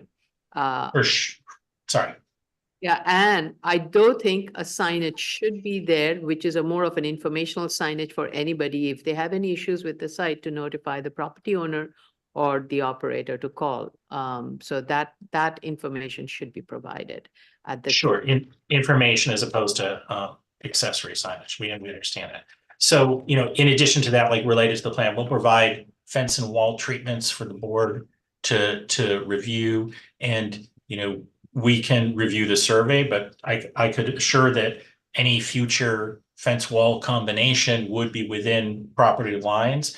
And I really don't think that would be an issue once we get confirmation of the survey, since there's no need to retain any of the old fence in part or, you know, in any part, since it would be a replacement. So it would be easy to ensure that it was within the property lines. Okay. And also, we just got new photos. It wasn't in time for the submission. Ms. Matias did reach out to us, but we'll provide updated photos of the interior and the exterior. I would say there have been no significant changes since the last photographs of record, but it's easy enough to provide new photos from spring 2024 just to confirm what it is. I believe from discussion, it's really the key next steps were the more expansive plans, confirming fence and wall treatments, and providing the photographs. We did notify the community board. We'll continue to notify them. You know, I don't know if they're going to wish another comment again, but we're going to give them every opportunity to do so. And then the last thing I would say is, you know, based on the discussion, we understand and would not object with respect to the term issue. We understand that the board, should they choose to grant this, would feel more comfortable with a shorter term in order to ensure, you know, site work is done properly. And, you know, we understand that and accept that and would be agreeable to that moving forward. You know, a term that would balance allowing sufficient time to get work done, but also minimizing the time so the board could ensure that it was done. Okay. Yeah, So I think this. Yeah, so, you know, this has had a unfortunately tortured history, and we don't want this to fail. We do want this to operate in a manner that would be respectful of its context and recognize that you have a mix of use there, trying to balance those out. So that's why these recommendations and very clear directions are being given. I don't need to understand how the buses are going to be moving in and out of the facility without being too much of a noise nuisance or otherwise. And also, we do want to limit the hours of the repair time. And that needs to be very clearly laid out in your lease terms or agreements, whatever you're going to go through. Sure, we're agreeable to an hour limitation to minimize any effect on residences, both with respect to the use of the site and any associated minor repairs. Yeah, okay. Any questions or comments that for Mr. Dale? Okay. All right, let's go to the public then.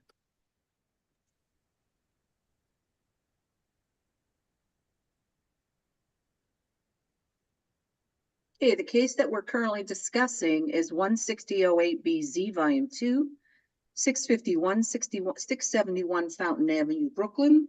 Should you wish to discuss, please dial 646-518-9805 or a toll-free number, which is 888-475-4499. At the prompt, you will enter the webinar ID number 841-6399-3163 and press the pound sign. At the next prompt after that, you will press the pound sign only. Once you're permitted in, you will press *9 to raise your hand, *6 to *6 to unmute if you're calling in on the phone in order to speak. And if you're in the Zoom room already, please raise your Zoom hand, which is the little hand at the bottom of your computer screen. Once you are permitted in, you will have 3 minutes. Once you're recognized, I'm sorry, you will have 3 minutes in which to discuss. And Mr. Dale, since you didn't say anything, otherwise I'm assuming you're okay with the direction that we have given regarding the treatment of the perimeter wall, masonry wall, 8 foot high? I would say I would want to, I'm not an engineer, I would want to review fence and wall options. How's this? We 100% realize that there needs to be something opaque facing the residences and something more permanent that wouldn't be damaged by buses. I would respectfully ask that we would want to review whether a full 8-foot masonry wall as opposed to perhaps a combination of like a masonry base with a opaque fence on top of it might be a possibility. And we would just ask that we could review this with, the architect and provide suggestions or options to the board to review. Mr. Dale, the reason we stated this are very clearly, I think, voiced by all the commissioner for two reasons. One is to make sure that this, it's a structure that can withstand all the buses that would be possibly could be hitting or anything like that. Second, visibility. The homes fronting on Euclid, Wortman, and Stanley really don't need to see the operation of this facility. And whether it's a 4-foot high wall or 6 foot, it will not be enough. Buses are quite tall, quite high. So that is why the 8 foot, and it would be also a noise buffer. And if you were to have a fence, again, it becomes an issue of how do you block the view? Do you want a planting, or would it be some kind of a acoustical fencing material, which adds to some kind of a visual incongruity and a little bit of a mishmash of things happening along that frontage. So it is much simpler to have a really nice solid brick wall or masonry wall, and then artwork is such a beautiful way to beautify that wall. And that way you prevent yourself for having to completely clean on a daily basis when a graffiti shows up. Art wall is a very defining way of making that space more active. It also benefits the neighborhood, and it also keeps the local artist engaged in wanting to kind of make sure their artwork remains preserved. There are some really beautiful ways to do that. And Brooklyn, in that area, there are so many such artworks. So I seriously will ask you to consider that, because otherwise you're adding to a cost of maintenance and operations. And I don't think you want that. No, understood and agreed. And I think that we understand the core principles behind what you and the board are setting forth, and we're agreeable to that. All I just want to say is, perhaps not to be too lawyerly, I would just keep options open until I can speak to the actual people who install and design these walls. I think that's reasonable to make sure that we review all options.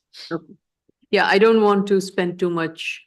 I would hope that at the next hearing, we would have a complete set of documents with a clear understanding of what we're asking for, and do not want to go back and forth too much on what the material of the fence would be. I would second that.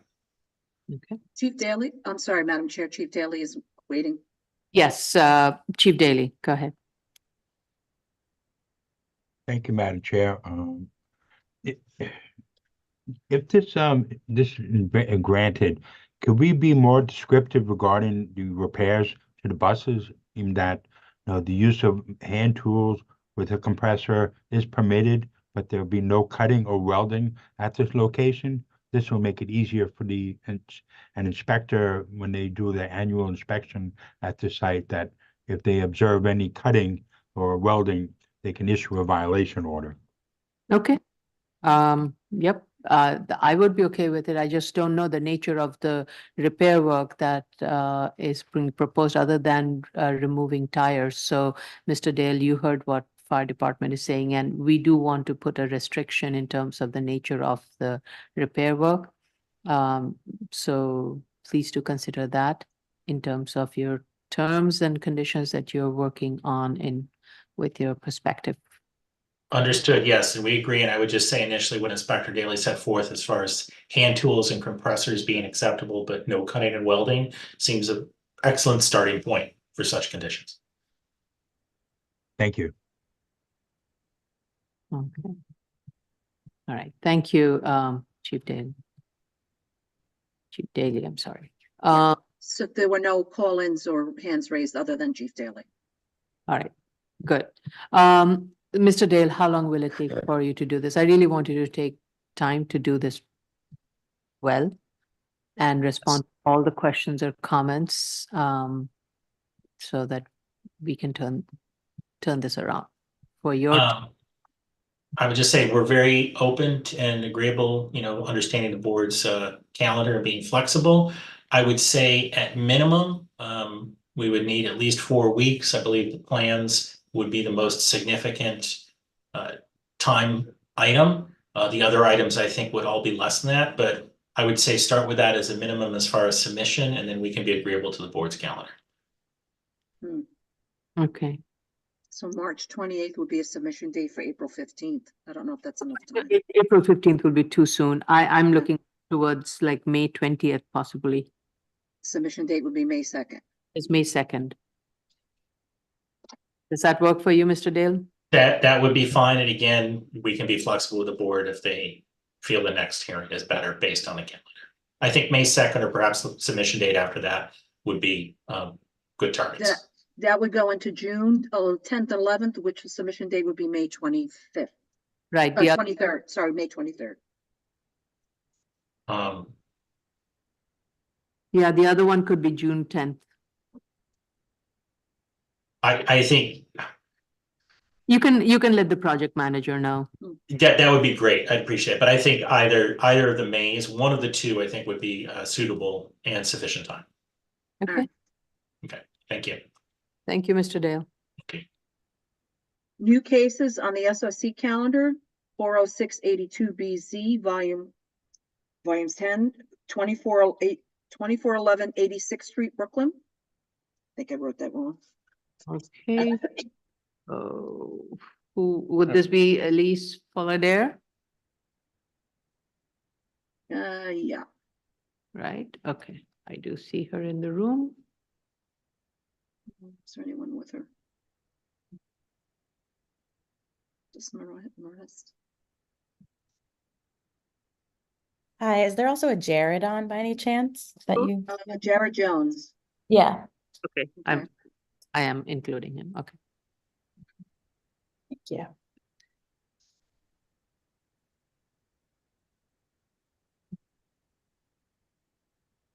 Okay, you should be all in the room. Yes. Is that it? Are those your participants? Oh, yes, that's it. Yeah. Okay, raise your right hands. Do you affirm to tell the truth, the whole truth, and nothing but the truth in your testimony before this board and to respond honestly to board member questions? I do. Thank you. I do. Okay, please state your name for the record and proceed to respond to the board's comments. Elise Fullader from Eric Palatnik PC. I'm here with the architect engineering team. Let's call them both, Jared Jones, who you see regularly. And I'll start going through the comments, and he can answer some of the comments that he would be better suited to answer. So first, in terms of the trash and the community board, this community board had a really good institutional knowledge. They said they had no problems with the trash currently and that it looked good, but that 10 years ago, they remembered it being an issue with rodents and trash. So they just wanted to make sure that you remembered that and you kept it in your resolution. Got it. Okay.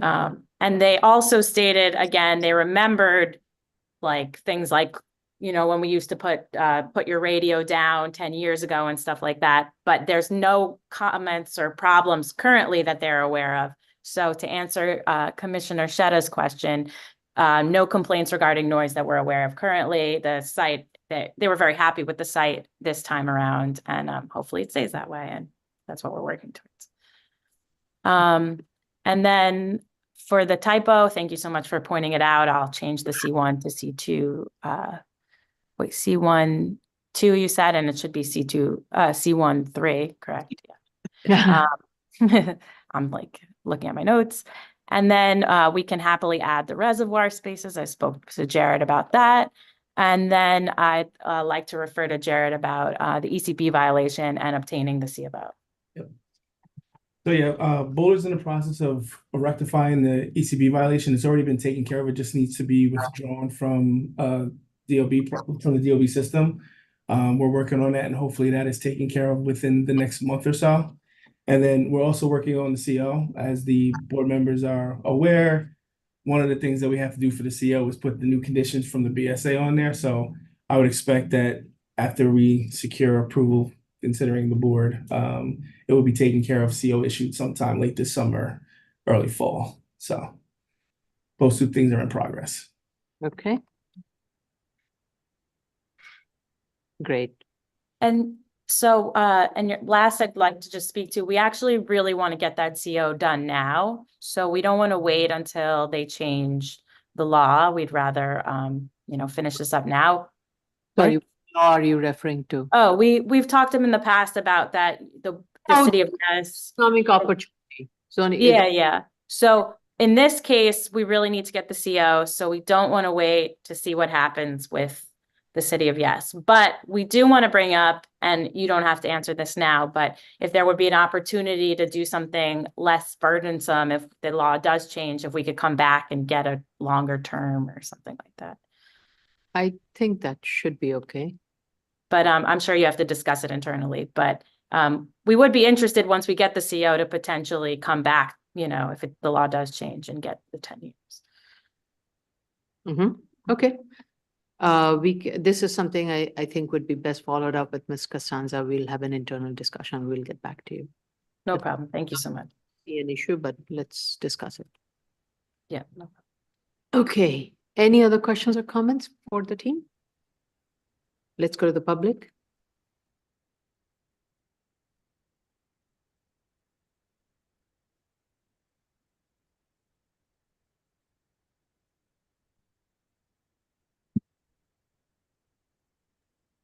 Sorry about that again. The case we are currently discussing is 40682BZ, 2411 86th Street, Brooklyn. Should you wish to discuss, dial 646-518-9805 or a toll-free number, which is 888-475-4499. At the prompt, you will enter the webinar ID number 841-6399-3163 and press the pound sign. At the next prompt, you will press the pound sign only. Once you're permitted in, you will press *9 to raise your hand, *6 to unmute to be able to speak on the phone. And if you're in the Zoom room already, please raise your Zoom hand, which is the little hand at the bottom of your computer screen. Once you are recognized, you will have 3 minutes in which to discuss. Okay. Mr. Jones, how long on Ms. Fullader, how long will it take for you to make these corrections? I think pretty quickly, right, Yeah, Jared? yeah, I mean, I'll have the plan revisions done, maybe by the end of the week, the latest, but. And I can change the statement or update the statement in that time period as well. Okay.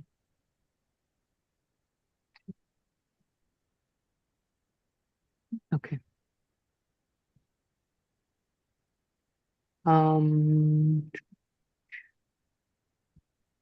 March 28th is a submission for April 15th, 16th. Right. And for May 6th, it's April 18th. Jared, I'll do whatever. I'm sorry, I'm referring to you, but whatever works for you, I'll. No, we'll get it back before the 28th. I'll get the plan wrapped up Okay. tomorrow. It's fine. Yeah. I think they just really want to get the CO done, so. Yes. Yes. Okay. Our team will get back to you whether it'll be April or May. Okay, no problem. Thank you. I would like to make a recommendation to close it, if that's okay with everybody. You want to close it? Yeah. Motion to close, Chair Shonda, Aye. Vice Chair Shabeta, Aye. Commissioner Otley Brown, Aye. Commissioner Sheta, Aye. Commissioner Yoon. Aye.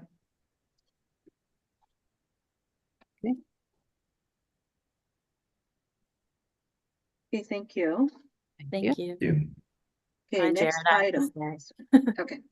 48982BZ, 2025 Atlantic Avenue, Brooklyn. So on this one, we should have a few different people. If you see, there should be an Oliver. A Oliver Joe. Wilhelm, Yeah, Oliver Wilhelm. Okay. Johar Lakhanwala. Yes. Okay, There should be a Andrew Jolly, I believe. he's there twice. I don't know. Maybe he can't see and hear. Sometimes people have a problem with like. they Andrew can- Jolly? Andrew Jolly? Yeah. Yeah, Okay, okay, Great. to And then we don't really need this person per se, but there might be a George on. Who? There's no George. Then that's fine. We don't, this He is, might be with Mr. Jolly. Maybe that's why it's twice. no, I don't know. Weird. I just clicked on it, but. No. Okay, so can everyone join as panelists, please, and unmute and put your cameras on? Mr. Wilhelm, Mr. Jolly, Good afternoon. good afternoon. Good afternoon. Mr. Jolly, can you unmute, please? Yes. Okay, everyone ready? That's it, Ms. Fullader? Yes. Okay, everyone raise your right hand, please. Raise your right hands. Thank you. Do you affirm to tell the truth, the whole truth, and nothing but the truth in your testimony before this board and to respond honestly to board member questions? I do. I do. Hi. Mr. So Lakawanta, I didn't hear you. Mr. Walla? Lakwala? Johar, I didn't hear him. I think he's frozen. not responding. I think he was frozen. Do you affirm? Does he understand he has to respond? Mr. Lokhandwala, can you? Yes. Okay, fine. I'll take Thank that. you. Okay. Sorry. Okay, please Okay. state your name for the record and proceed to respond to the board's comments. Hi, Elise Fullader from Eric Palatnik PC on behalf of the applicants. We have here today with me Oliver. He is from the architecture team, and Johar and Andrew are from Tower Isles, and they manage the site. So I'm going to go through the questions and we'll go to each parties as the questions come up. So the first is the CB recommendation. This community board has struggled to get a quorum. We actually met in the land use and the full board, and they told us they'd need to get back to us regarding getting a quorum. I'm not sure where they are with that. We are consistently following up, but they were very supportive of this application, but they can't vote. So I'm not really sure what to do about that. How long have you been trying to get before the CB? Well, we met already land use, and last month we met with the land use and we met with the full board in person, but they didn't have a quorum. So since that last month, we've been following up about what they want to do about the quorum. If they need us to go back, we'll do it, but they haven't really responded what the next steps are. Okay. So proof of continuous use, it's just a year. Would pictures suffice? I could do that. Yeah, I think your Google Street View is the quick, easiest one. No problem, we can do that. Barbed wires on the roof, I spoke with Johar, not a problem, he can remove them within a week. And then it's kind of weird that you didn't have the existing plans, maybe they didn't load right. I can show them now if you would like, I can resubmit them. I think you need to resubmit them because we need to compare it with the proposed, especially I don't know how readable it will be with regards to the signage and the landscaping. Yeah, and that's another point is, unfortunately, I'm going to resubmit this too, but we submitted pictures showing the same signage at the last approval in our original application. Maybe it didn't come through because there was like a system error or something, but we submitted a full set of existing proposed plans and signage.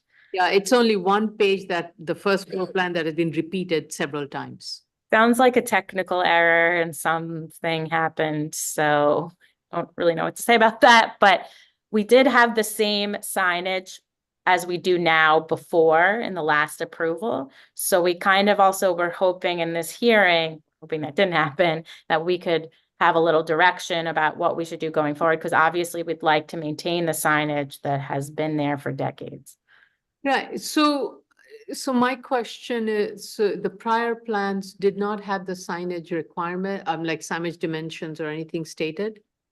Can I open them and like, I'll resubmit them, but. Yeah, do open it, but I cannot use that as a way to opine on it right now. That's all. Yeah, just to have a conversation, I guess. Share. Okay, so these were the plans that they don't have a stamp, but they were the correct plans when we checked the date. We can verify that. But I'm trying to find elevations. So there were no elevations. So this is the same set of plans that we have. It's basically it's the same plan that we have 6 times, and that's what you showed me. That So- wasn't our existing proposed plans, though. These are the previously approved. Yeah, but we have the same document. We have It the doesn't same show document any of that the you have. information that we need to verify what was approved before. Yeah. Oh, okay. Because this is what was in the folder when we got, I guess. I see what you're saying. And then we submitted, stop share. We submitted, because we went to the board, obviously, we got the case folder. That was what we had from it. And then we had photographs from the previous approval. So that's not going to be adequate. I understand you have the photographs, but it's very difficult to visually kind of say. It's But this- I'm not sure what to do because that was what was in the BSA folder. Like we went and we got the BSA case file. So also then look at the BSA resolutions to see if the resolution is saying, has anything in the statement that talks about the signage, the size, or anything like that. Okay. But this is, I'm actually surprised that the BSA's document only has one plan.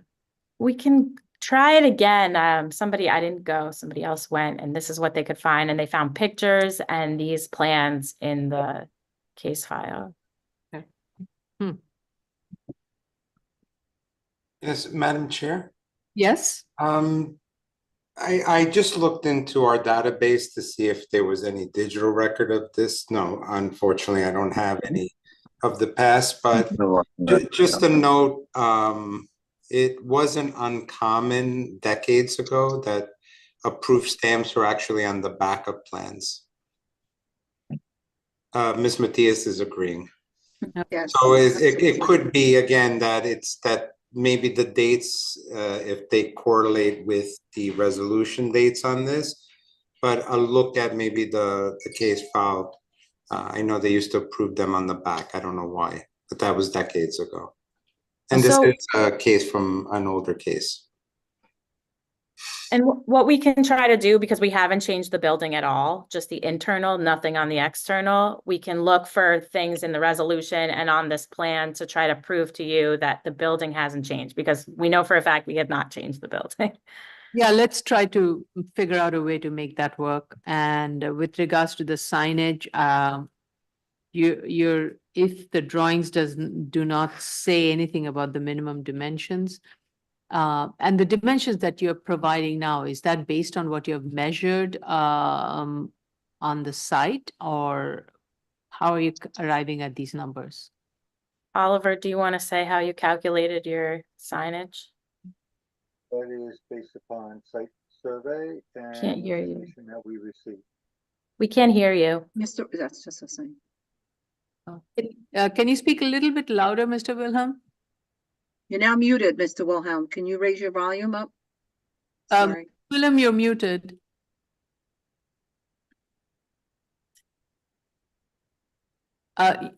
You're still muted.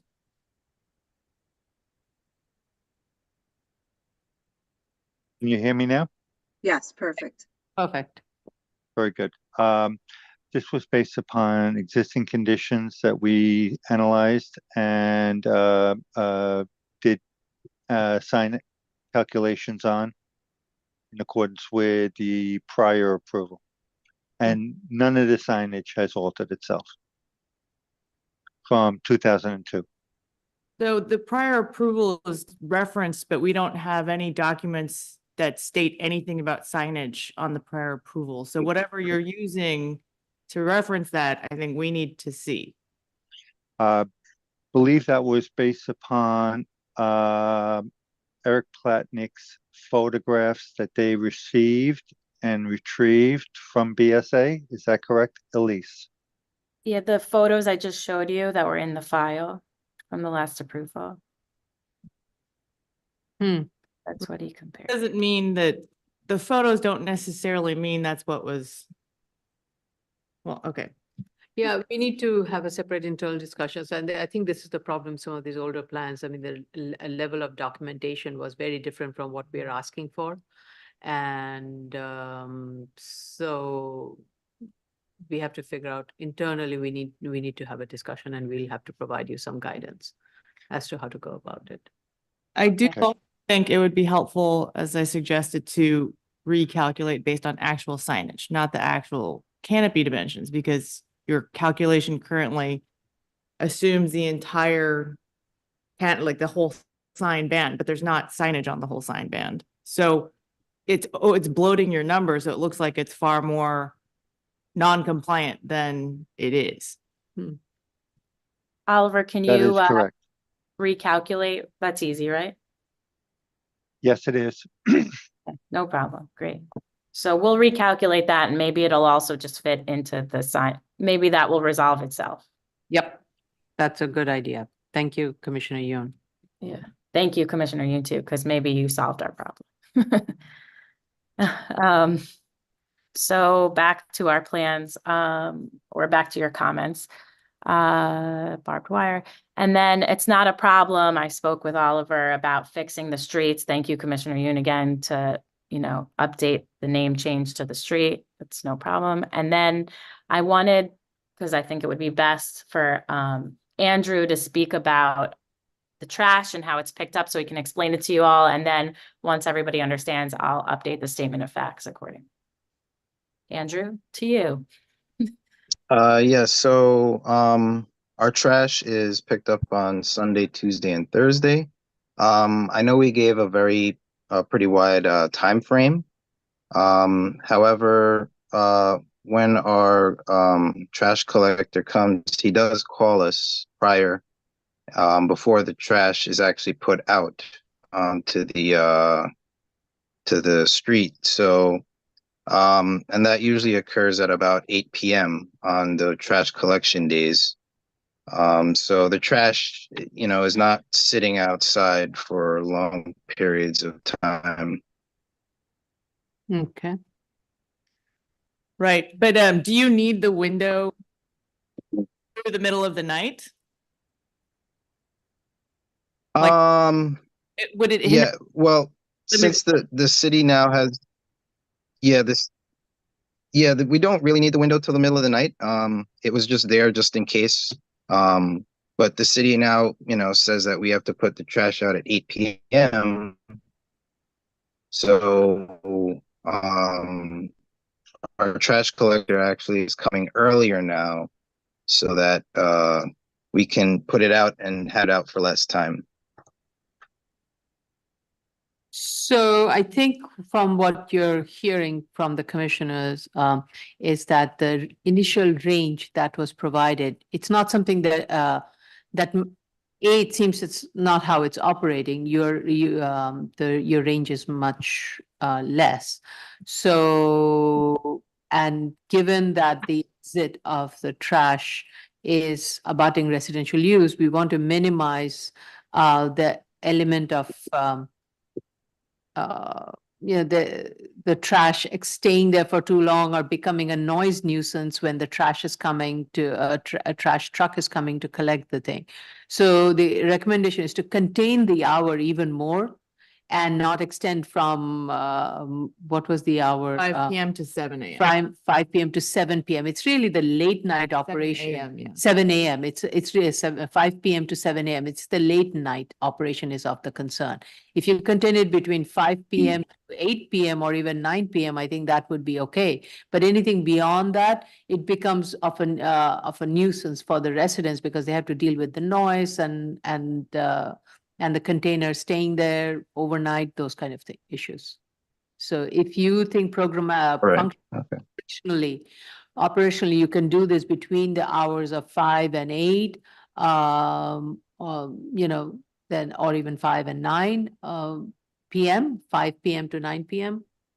I would recommend you to kind of consider that. And it seems you get one pickup. Before you may have gotten multiple pickups, but it seems you only get one pickup a day.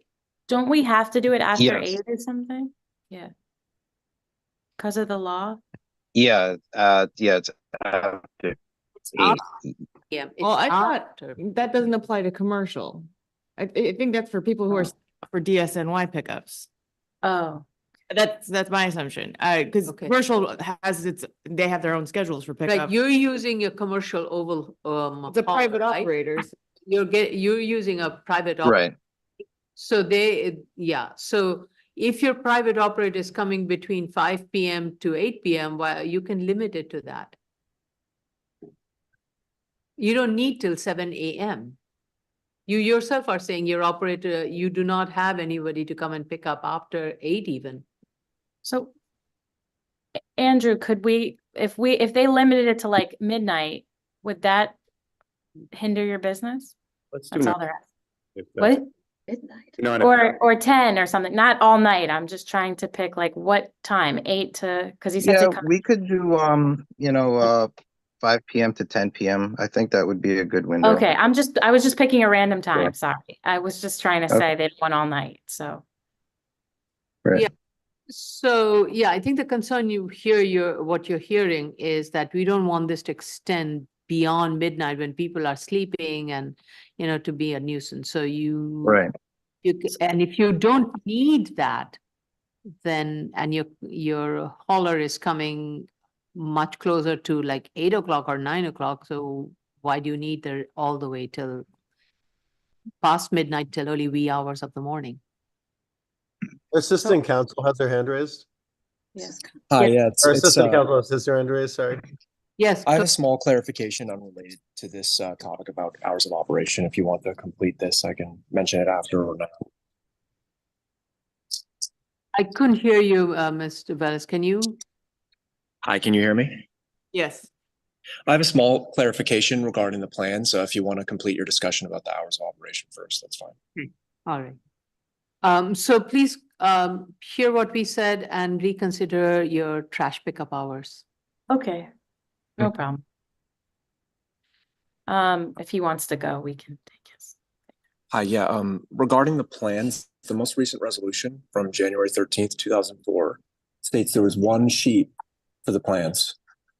It says marked received November 24th, 2003, and the plan we have says received at that same date. So I doubt there were any other sheets. Thank you so much. Okay.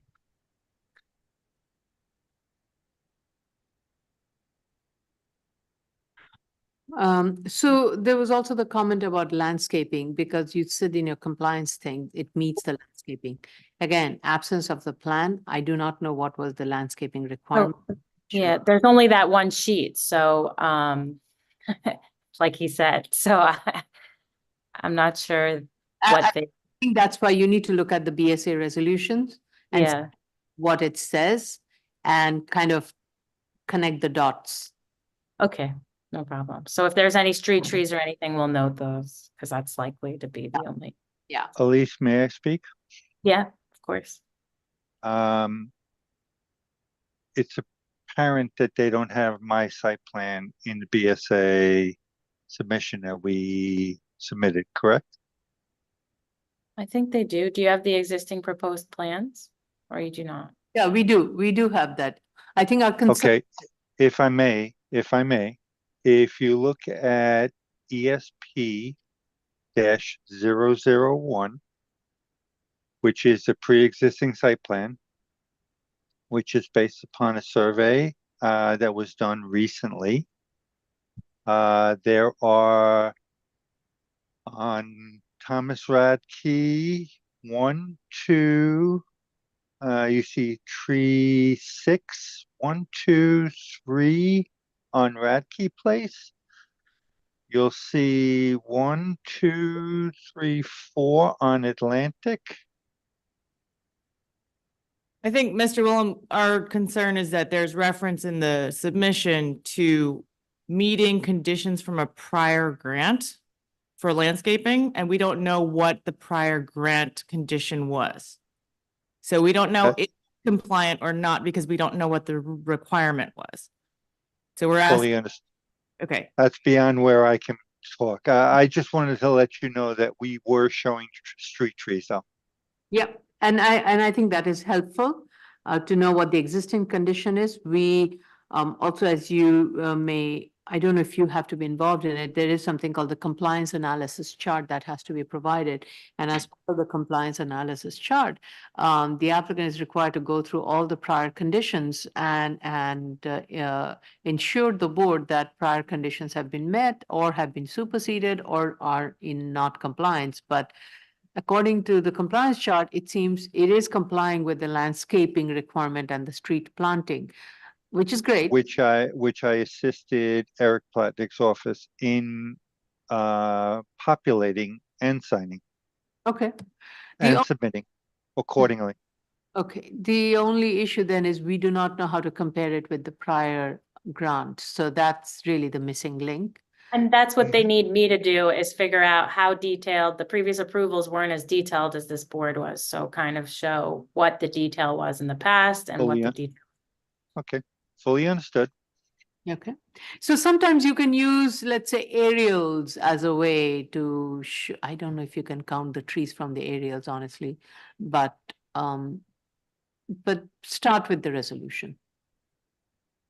Yeah, and I think that by showing though, like I would hope that what he's showing you is, you know, even though it's only one approved set of plans, you know, we do have all our street trees in, so Right. hopefully we can find that we have our landscape.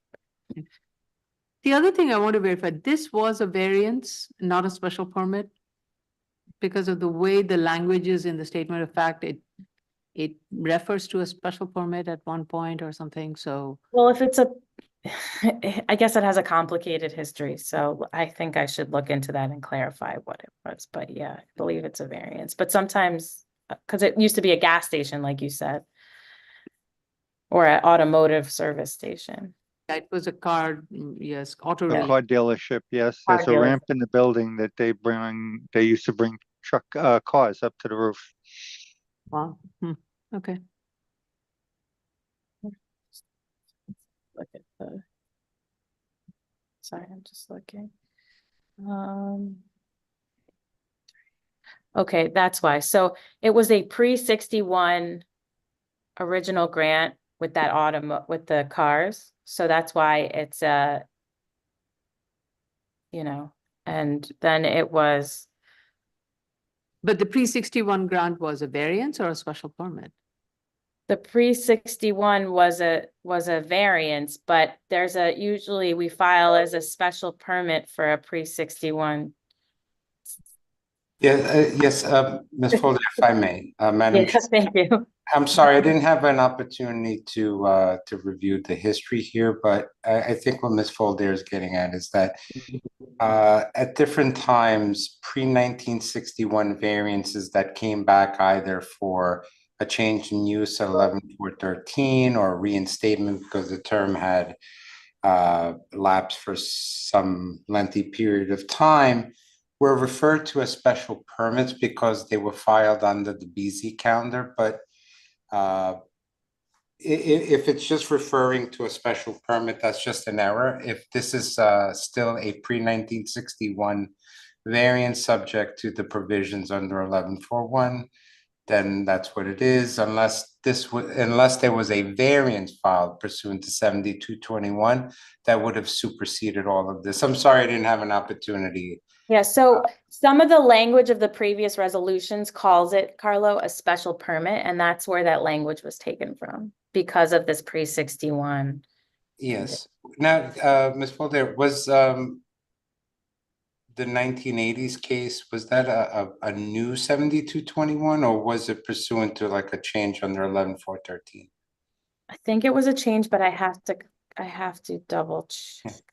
Okay. Yeah, I think if you need help on this, and again, we don't have to do this now, but if it's just a matter of clarifying the record, but again, in your defense, it wasn't uncommon for the board to refer to reinstatements or when a matter was placed on the BZ calendar, even though it was still under 1141, to be referred to as a special permit. And we saw that up until the 2000s. So again, just a point of clarity, we can clarify that in a subsequent submission. Definitely. Sorry. And also the amendment to the interior layout, if it doesn't change the floor area or the height of the bulk or anything, is there any reason why that needs to be called out? We weren't sure what the level of like substantial compliance was when we did this application, so we filed an amendment kind of just in case. Okay. Because we, you know, sometimes if the plans change too much, your board requests an amendment. In this case, it's all interior. It's and there is no change in the operation. And it was a change of use that was permitted, and it's still a non-residential use, and the use has been in operation. It's just kind of renaming some of the rooms, really. So, Well, if you, the only thing that I would request is in some of the spaces, there were doors that were added because code required certain size of rooms to have two means of egress. The existing drawings that are in the building department do not show that. So the only thing that I would do on behalf of my client is to reflect those out. And what I did was I filed these drawings with DOB to get the denial so that we could come to your board, and I need to respond to those denials with drawings that are code compliant, with spaces that are code compliant, if that's acceptable to the board. Right, so we don't get into interior layouts. We just ensure that whatever interior layouts you have is going to be compliant with codes, applicable codes for that period at that time. For us, it's really the building bulk, use, density, height. Fully understood. We look at. So in this case, if that's not changing, and the interior layout changes, no, unless you're going to change the trash enclosure from one place to the other, building entrance from one to the other, and that changes the operational and therefore may affect the neighborhood character. That was one of the findings. Then an issue. But in this case, all of the 5 findings that the board had to meet in the prior iterations are not going to change with the interior layout changes.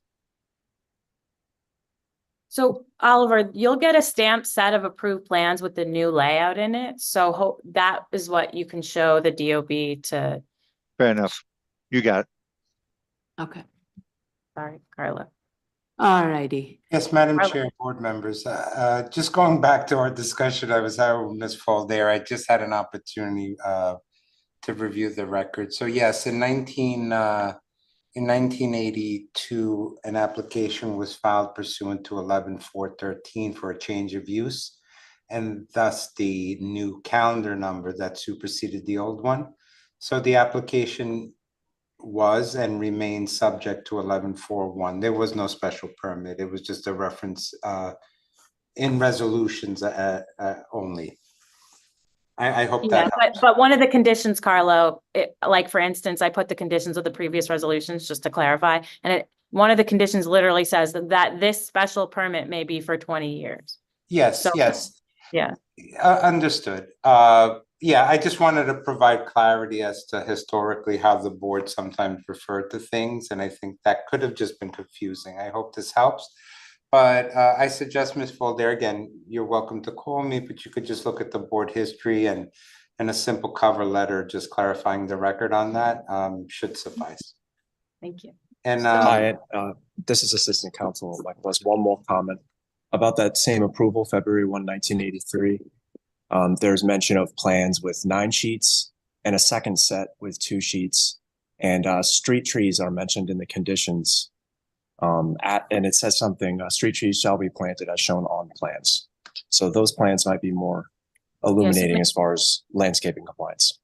So maybe we'll go back into the record and look for those plans. Thank you. Not the 2002 ones, but the previous one. Okay.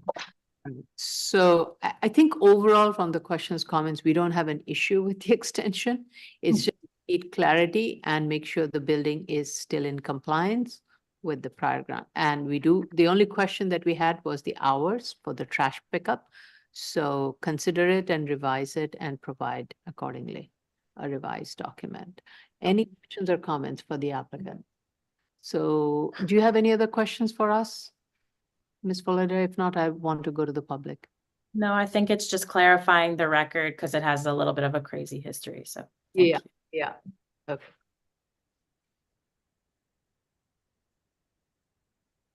Tony, we can't hear you.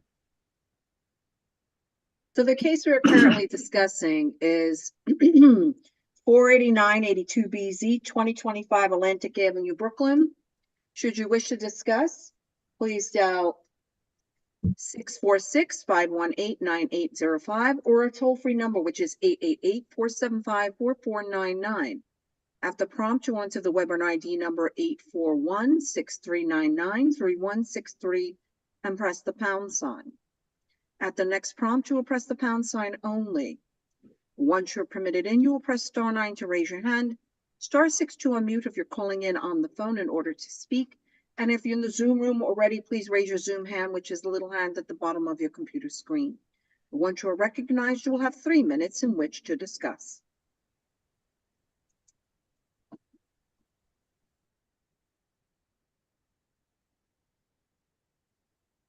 How long will it take for you to make these changes, Ms. Fullader?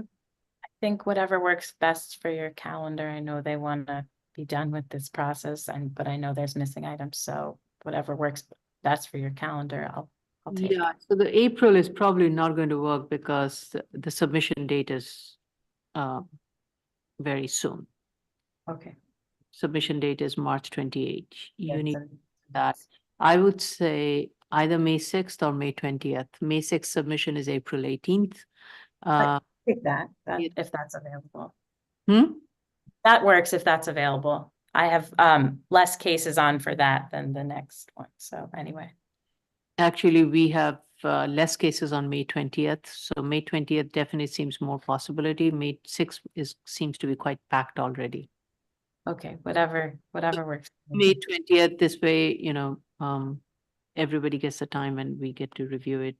I'm going to make a recommendation to close it. So May 20th, and that way you can look through all the history and revise the compliance analysis, provide the proof of continuous use, and revise the statement of facts and the drawings. And photos of the barbed wire. removed. All right, and the photos of the barbed wire removed. Okay, thank you so much. Okay, so no one called in and no one raised their hands. So do you want to take the vote now? Motion. Okay, Sorry, not a vote, sorry. motion to close. Motion to close. Chair Shanda? Aye. Vice Chair Shabeta? Aye. Commissioner Otley Brown? Aye. Commissioner Shedha? Aye. Commissioner Yoon? Aye. Okay. Thank you, Ms. Fullader. Next Thank you so item much. is Go ahead. 2017-298BZ, Volume 2, 14 White Street, Manhattan. And I believe I just got some photos. Hold on. Those were the Oh, photos. those are yours. Never mind. Yeah. Sorry. That was your response to Vincent. Sorry about that.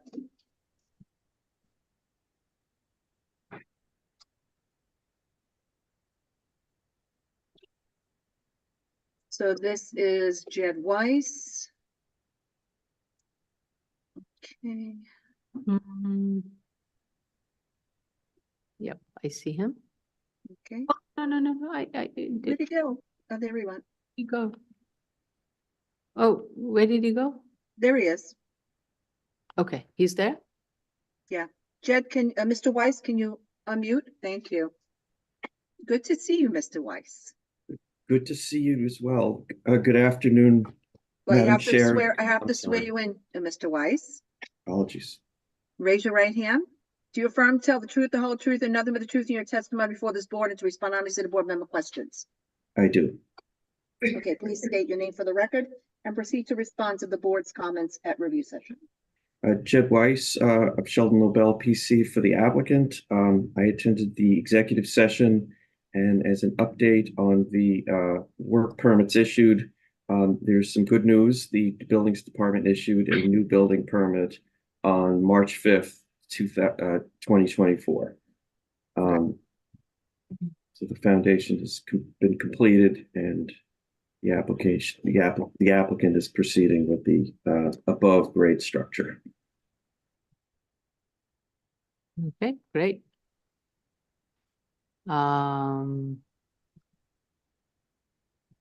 Okay, any other questions or comments? Let's go to the public.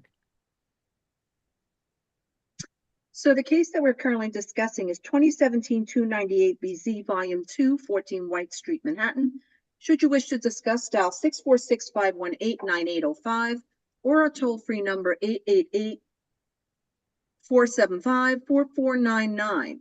At the prompt, you'll enter the webinar ID number 841-6399-3163 and the pound sign. At the prompt after that, you'll press the pound sign only. Once you're permitted in, you will press *9 to raise your hand, *6 to unmute if you're calling in on the phone in order to speak. And if you're in the Zoom room already, please raise your Zoom hand, which is the little hand at the bottom of your computer screen. Once you are recognized, you will have 3 minutes in which to discuss. Do we need any submissions on the latest? Okay.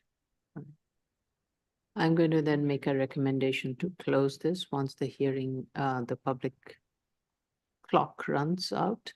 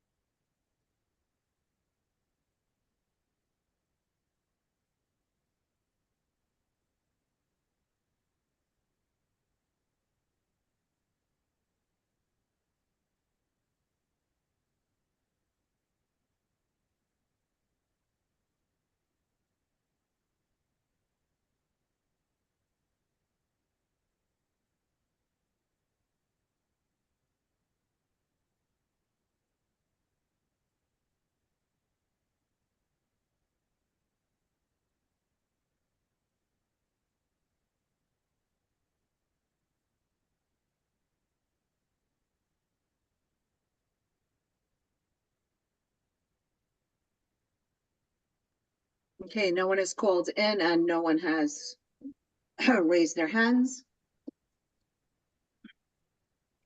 Okay, I'm going to make a recommendation. Recommendation to close, no submission is required, and schedule this for April. Chair Shonda, Aye. Vice Chair Shabeta, Aye.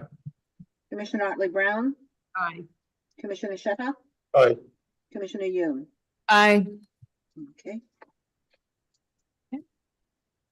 Thank you, Mr. Wise. Good to see you. Thank you, Madam Chair. Good to see you as well. Thank you. Appeals calendar, continued hearing items, item 2022-89A and 2022-90A. This is 61-10 and 61-12 Menahan Street, Queens. This, And this should be Mr. Dale. Todd Dale. Uh, I don't see him. Good afternoon, Todd Dale for the applicant. Okay, he's in the room. Yes. I am. Okay, please state your name for the record and respond to the board's comments from review session. You don't have to be sworn in. Hi, good afternoon, Todd Dale for the applicant. As discussed during review session, it's primarily sister agency comments that the board is waiting for or sign-offs. I just want to speak briefly to the 3 agencies that GCL 35 applications are normally referenced to. I can start with the fire department. Case Inspector Daly is here, but at the last hearing, there was discussion about provision of a fire lane in between the 2 proposed buildings and the adjacent building, and perhaps we get clarification on it. But in short, unfortunately, it doesn't look like that lane can be provided after analysis that occurred after the hearing, because only a portion of the space between the buildings is within the subject lot. The easternmost portion is private property that's owned by the building that's not subject to these applications. And so we understood, the fire department's concerns, and, in lieu of not being able to provide perhaps the full length of the space and noting it as no parking, we just pointed out that there still would be access from Menahan Street, which is existing improved city map street. But in addition to that, the proposal is opening up a new curb cut on 61st, which would be to the south, which didn't exist previously. And also I spoke to the project engineer who said that the buildings would be sprinklered. So maybe the additional access from 61st Street and the sprinkling of the buildings would help, alleviate some of the concerns of the fire department. The last thing I would just note is that actually the new proposed driveway between the two buildings is actually wider than the existing driveway now between the building that's proposed to be demolished and the adjacent building. So I'm happy to answer any questions if Inspector Daly has any questions now or follow up in submission. I can also share this plan, which might make it a little easier in case there's questions, just to clarify. Okay. I think if that plan is showing, you can see the areas. I just wanted to mark, this is the area between the buildings, the yellow. And I just note that there is access from Menahan, which is existing improved city street. And then this is a proposed new access here in the rear, right there. And where is the nearest fire hydrant from the 61st Street? Where is the hydrant? Right, fire hydrant is right here. You can see where I'm circling the mouse. So the access is there. And sprinklers are proposed. We agree to a condition of the resolution that, sprinklers would need to be installed. Okay. Is Chief Daly in the room? I can stop the share now. Thank you, Mr. Dale. Chief Daly, did you have a chance to reconsider what?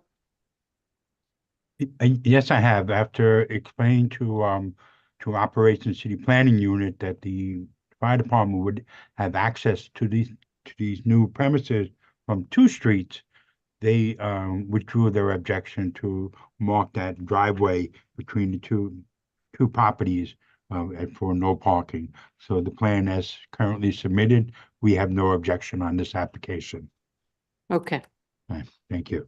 So you'll submit that in writing, Mr. Chief Daly, right? Yes, madam.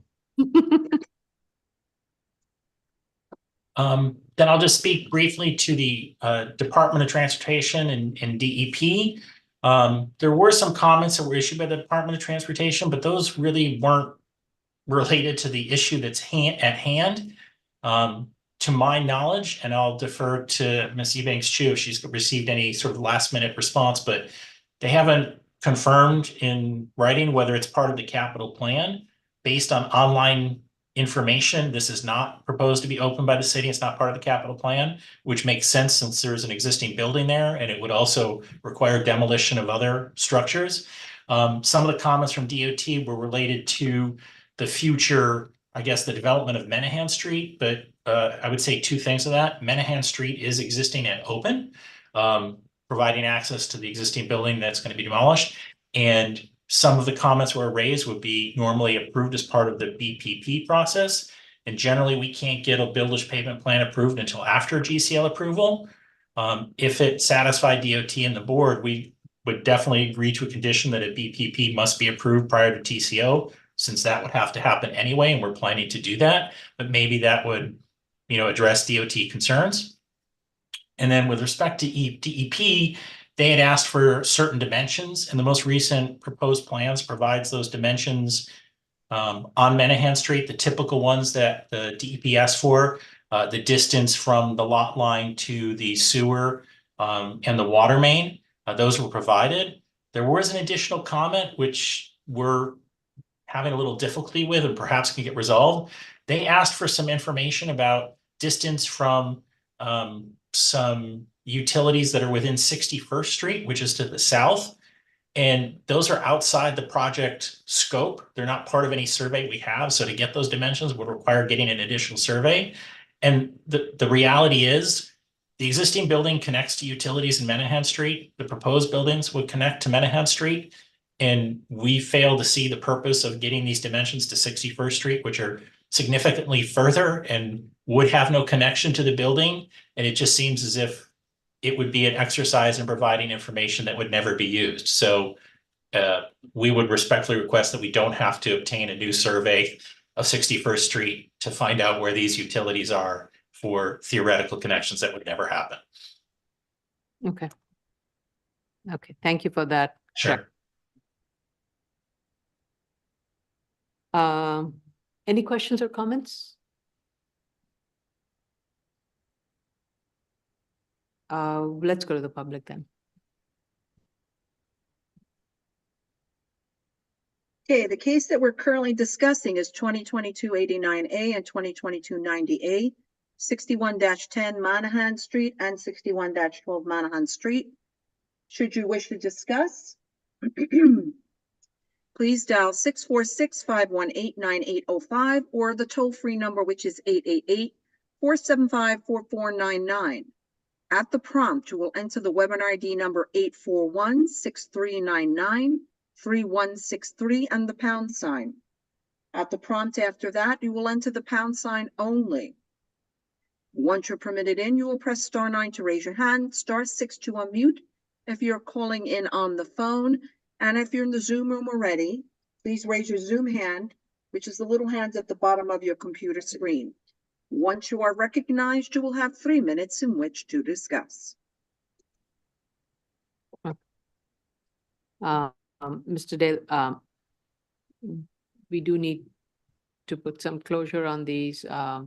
I agree with your comments, but we will have to circle back internally. Our staff is working closely with you and with other city agencies, so we will follow up on that. But I hear what you're saying. Understood, appreciated, and Ms. Ebanks too has been very helpful in working with us. And if anything comes up, we'll continue to work with the board. Okay.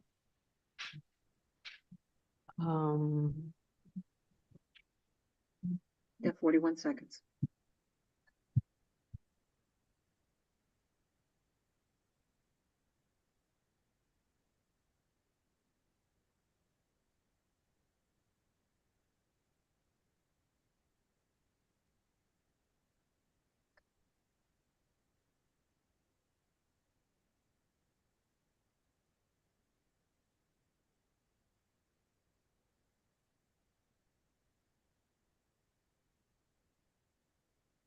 Thank you, John.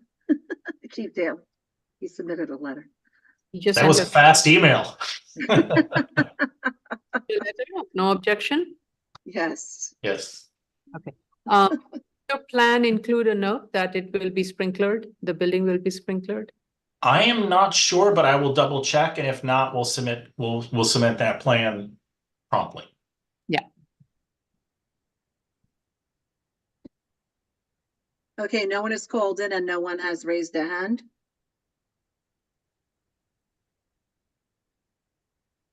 Okay, so we are only waiting for the agency sign off. I think otherwise from our end, it meets all the GCL.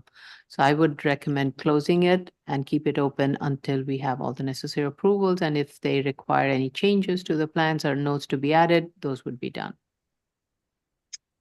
Okay, motion to close, Chair Shonda, Aye.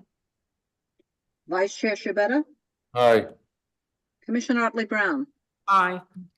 Commissioner Shetta, Aye. Commissioner Yoon. Aye. Okay, Thank you. applications. And add it and just check all the fire department related comments or questions that may require some clarification in the plan. Please add those, the sprinkler notes also. Definitely. We'll make sure the sprinkler note is on if it is not already on. Okay, all right, great. Thank you. Next case. Sorry, had to let my cat out of the room. 2023-32A, 2023-33A, and 2023-34A, 1523-29 Radigan Avenue, Staten Island. Will that be Polidare and David Moraes? Maurice, yeah. Moraes, sorry. Okay. Okay, I've just added him as a panelist.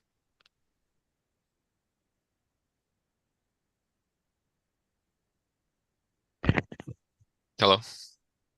Okay, Ms. Fullader, you wish to proceed? Respond Oh, to the yes. board's comments? Thank you. I forgot we don't need to do the swearing in part. Yes.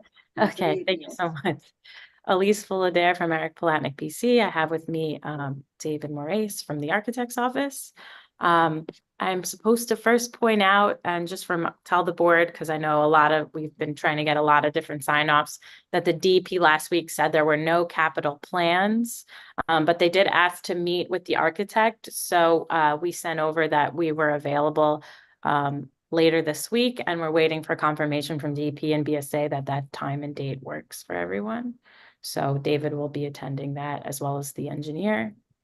And I don't know if there's anything else you think, David, you'd like to add. I guess if there was any response from FDNY regarding the plan or the measurements that they requested regarding the locations of the fire extinguishers in in reference to the front doors of each house. I think we were just waiting for a comment back. Yeah, we do need a fire department sign off. We haven't received that yet. Chief Daly? Daly?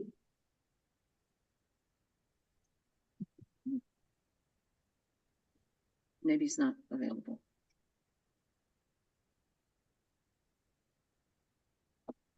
Is Chief Daly in the room? Maybe he's not, I don't know.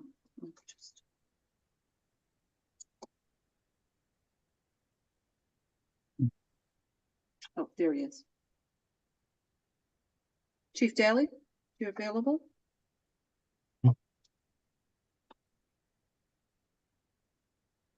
Go ahead. Yeah, you can speak, Chief Daly. This is Okay. on Radigan Avenue. But to be honest, did not have an opportunity to look at this again. Okay. Sorry about that. That's okay.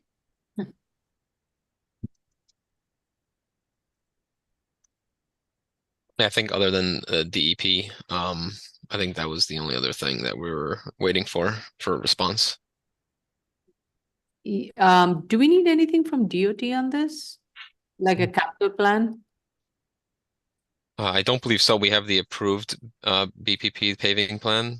Oh, you Yeah, which was I believe was submitted, right? Correct, Elise? Yeah. Okay. We don't have a sign off. Oh, never mind. Okay. Did you submit? Yes, we do have the approved BPP plan. Okay. All right. So the only outstanding is fire department. So Chief Daly and DEP, but DEP has no capital plan, but they want to meet with you. So we'll see what happens. Let's go to the public.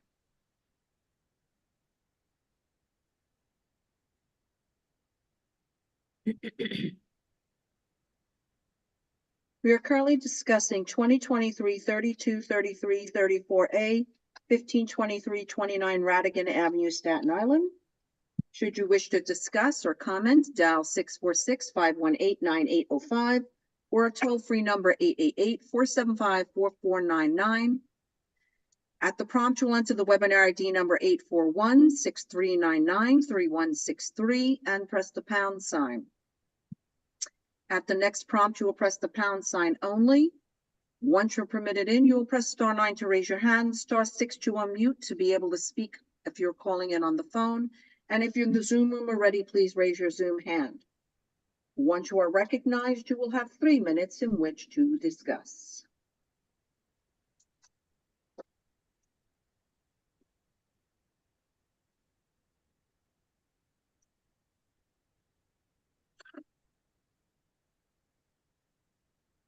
Chief Daly has his hand up again. I don't know. Are you speaking again, Chief Daly? Yes, I had an opportunity to look at the revised plan for this application. The fire department has no further objection. They have shown the distances from the house to the fire hydrants and identified the fire hydrant. Thank you very much. Thank you. Thank you.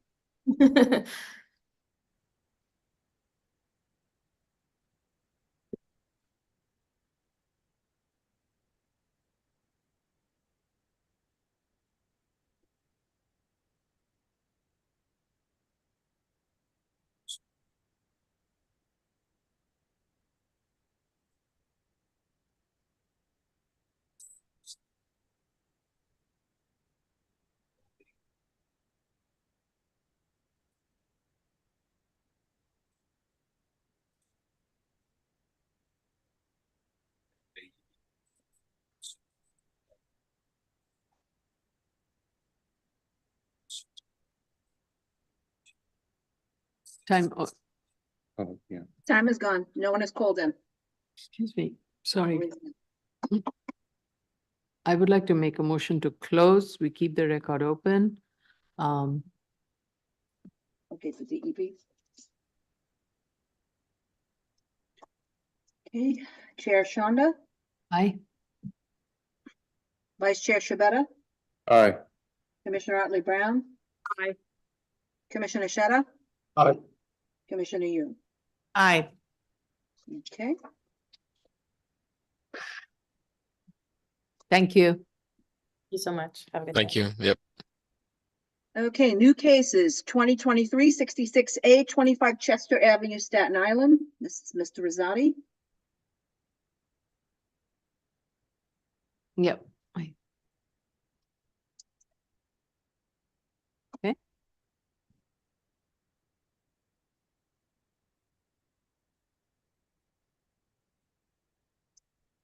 I think he should be in the room. He's there. Anyone with you, Mr. Rosati? No. Okay. Please state your name for the record and proceed to respond to the board's comments at review session. Yes. Good afternoon, Commissioners, Madam Chair, Ron Rosati for the applicant. To address comments heard earlier, we will submit the FEMA flood map. Apologies for not submitting that into the record. The site is not in a flood zone. Regarding the distance requirements, they are located in the plumbing code, which is RCNY 8000, chapter 8000. And in that plumbing code, you need a 20-foot distance from the seepage pit. And I'll submit this all to the record. You also need a 10-foot distance from a property line, except for a front lot line. So with that being said, to answer one of the other questions, we cannot put it the sewage septic tank in the rear of the site because we would need 20 feet from the foundation plus another 10 feet from that rear property line. And right now, the distance we have back there varies from 23 feet to 32 feet. So there wouldn't be any space in the rear to put the septic field in the rear of the site. Okay. Is that helpful? I thought there is distance in the back that's 29 and 9 inches to 32 and 3 inches. Right. There's 32 3 inches, which you'd have to hold 20 feet from the foundation, and then 10 feet from the rear lot line, which would be, the side lot line, which would be 30 feet. So you would only have 2 feet 3 inches at the widest portion in the rear, which is very minimal. So the condition that's the 20 feet condition, is it from the building? Yes, it's foundation. Or the foundation? Yeah. Which one? Foundation. And the distance from the foundation to the lot line in the rear is how far? It varies. The widest portion is 32 feet 3 inches, and the narrowest portion is 23 feet. 23. 23 all the way to the right? 23 is all the way to the right. Yeah, and all the way to the left, it says 32 3 inches. This is on the site plan submitted. And can I share my screen? Sure.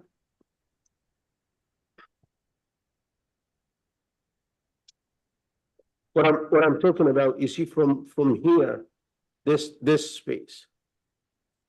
That. If you look at here, you got 20, almost 30 feet. Correct. Almost 30 feet, and it's going all the way to the other side.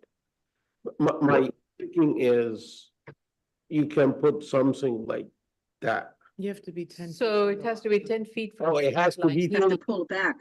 I didn't pay. Yes. So 10 feet and 20. That's what I thought about initially, yes. Okay, yes, this is a killer point. Thank you. Thank you. So can you please submit the regulations? Yes. Can you tell me why the community board had opposed it apart?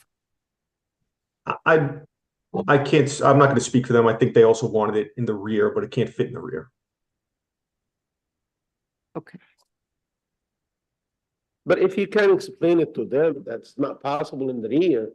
I don't think they're gonna push you to do something illegal, I right? think the community board has already taken its decision. I think it's up to us, and the argument that the applicant is stating, it seems reasonable because they're meeting all the other requirements of the zoning, of agree. the minimum rear yard and the front yard and other things. So once you factor those in, that's the footprint the building can be in. And we are not here to shape the building and minimize floor area or anything. No, So, no, right? no, understood. And we are opening it to the public to see if there's any other concerns. Right, yeah. So provide the regulations, and if there are any other questions or comments, are there any other questions or comments? No, let's go to the public then.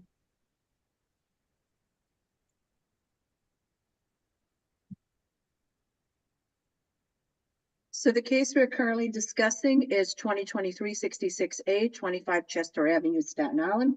Should you wish to comment, please dial 646-518-9805 or the toll-free number 888-475-4499. At the prompt, you will enter the Weber ID number 841-6399-3163 and press the pound sign. At the next prompt, you will press the pound sign only. Once you're permitted in, you will press *9 to raise your hand, *6 to unmute if you're calling in on the phone in order to speak. And if you're in the Zoom room already, please raise your Zoom hand, which is the little hand at the bottom of your screen. Once you are recognized, you will have 3 minutes in which to discuss. Oh, why is that doing that?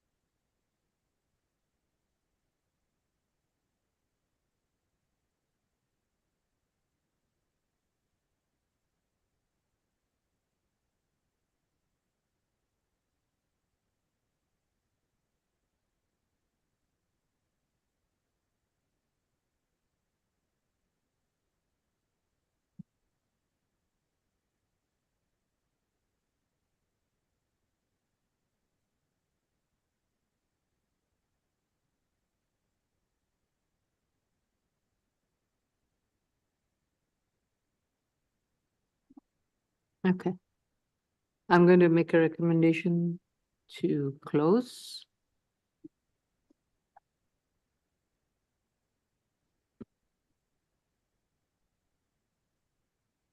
Okay, Chair Chanda, Aye. Vice Chair Shabeta, Aye. Commissioner Otley Brown, Aye. Commissioner Sheta, Aye. Commissioner Yu. Aye. And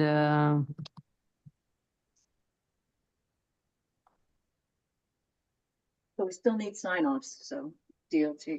right. As of Friday, they were still waiting for comments from their team, I guess. Right. Okay. Yeah. I was looking for the DoD document. Okay. So based on that, we'll schedule it for decision. Thank you, Mr. Rosati.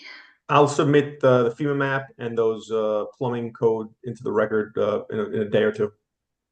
Okay, Yeah. Thank you. Thank you, board. Thank you, Madam Chair. okay. Thank you. Okay, final item, 2023-69A, 25 Water Street, Manhattan. This would be, David Schnackenberg. oh, I don't see him in the room. Yeah, there he is. Yes. Good afternoon, Mr. Schnackenberg. Is anyone with you? No, flying solo this afternoon. Okay. Yep. Please, Go ahead. please state your name for the record and proceed to respond to the board's comments at review session. Sure. David Schnackenberg, Reed, Frank, Harris, Shriver, and Jacobson for the applicant.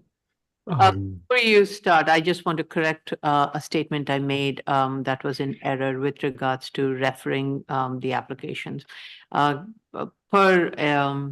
our board rules, I think for MDLs, the applicant must forward a copy of the application material to the required individual agency that has the final determination. So that would be DOB in this case. So that was done. None are required. So I just wanted to, I had said no, none required, but that there is a requirement for that. Okay, go ahead, Mr. Schnackenberg. Well, thank you. Thank you all. We heard your comments this morning. I guess no need to belabor you with a submission or anything further. I wanted to quickly thank our project manager for her help on the application. It sounds like you are happy with the material. That's in large part because of Ms. Pranga, so we really appreciate that. We heard the chair's comments and we'll update our submission to indicate the units that will be the subject of the MDL waiver. And we heard Commissioner Yoon's comment, and we will update the illustrative plans to show that the units on the 23rd and 24th floors, which will be the subject of the MDL waiver. Other than that, I'm happy to answer any questions or respond to any further comments from the board. Any questions or comments for? Okay, none. We were very, very pleased with the submission, and thank you. And of course, thank you, Ms. Pranka. Her thorough review has always helped not only the board, but the applicants, and they get to save time having to go back and forth. So thank you. Let's go to the public.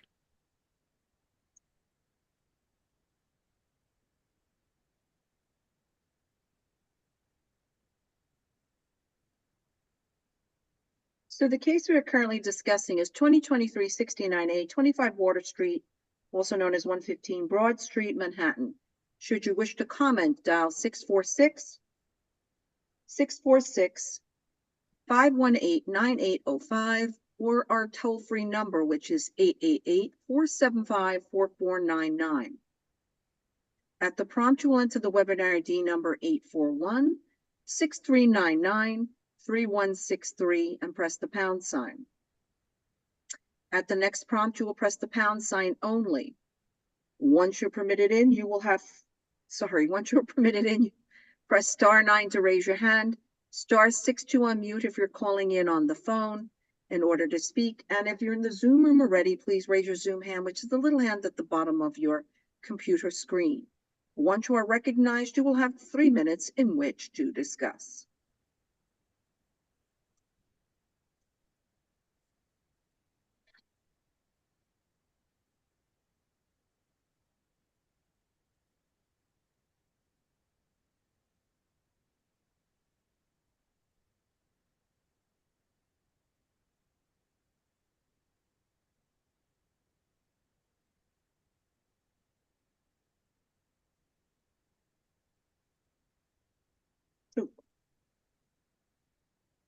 Okay.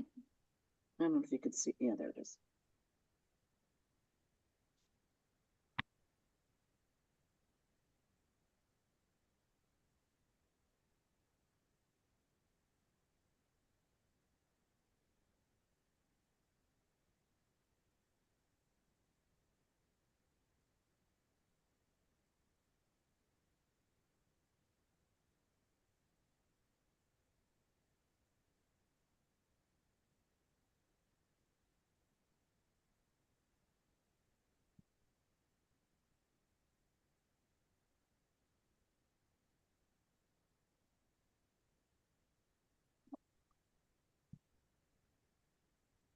Okay, time is done.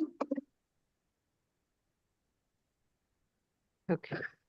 So I think based on the MDL, it meets the finding, but we do have an open secret. So once we have everything put together, we can call it for decision. All right. Oh. Go ahead, Mr. Schnackenberg. What were you going to ask? No, so I'm sorry. So are we not scheduling a decision today but we'll schedule a decision once the seeker is resolved. We are going to close it, keep the Okay. record open. But we can only take the vote once the secret sign-offs have been received. Understood. Okay, so the Sorry. motion, I'm sorry. Claire. Chair Shanda, Aye. Vice Chair Shabeta, Aye. Commissioner Otley Brown, Aye. Commissioner Nisheta, Aye. Commissioner Yu. Aye. And Mr. Schmeckenberg, those corrections that you that we requested, you can also submit it as part of that complete set. Will do. Thank you so much. Thank you.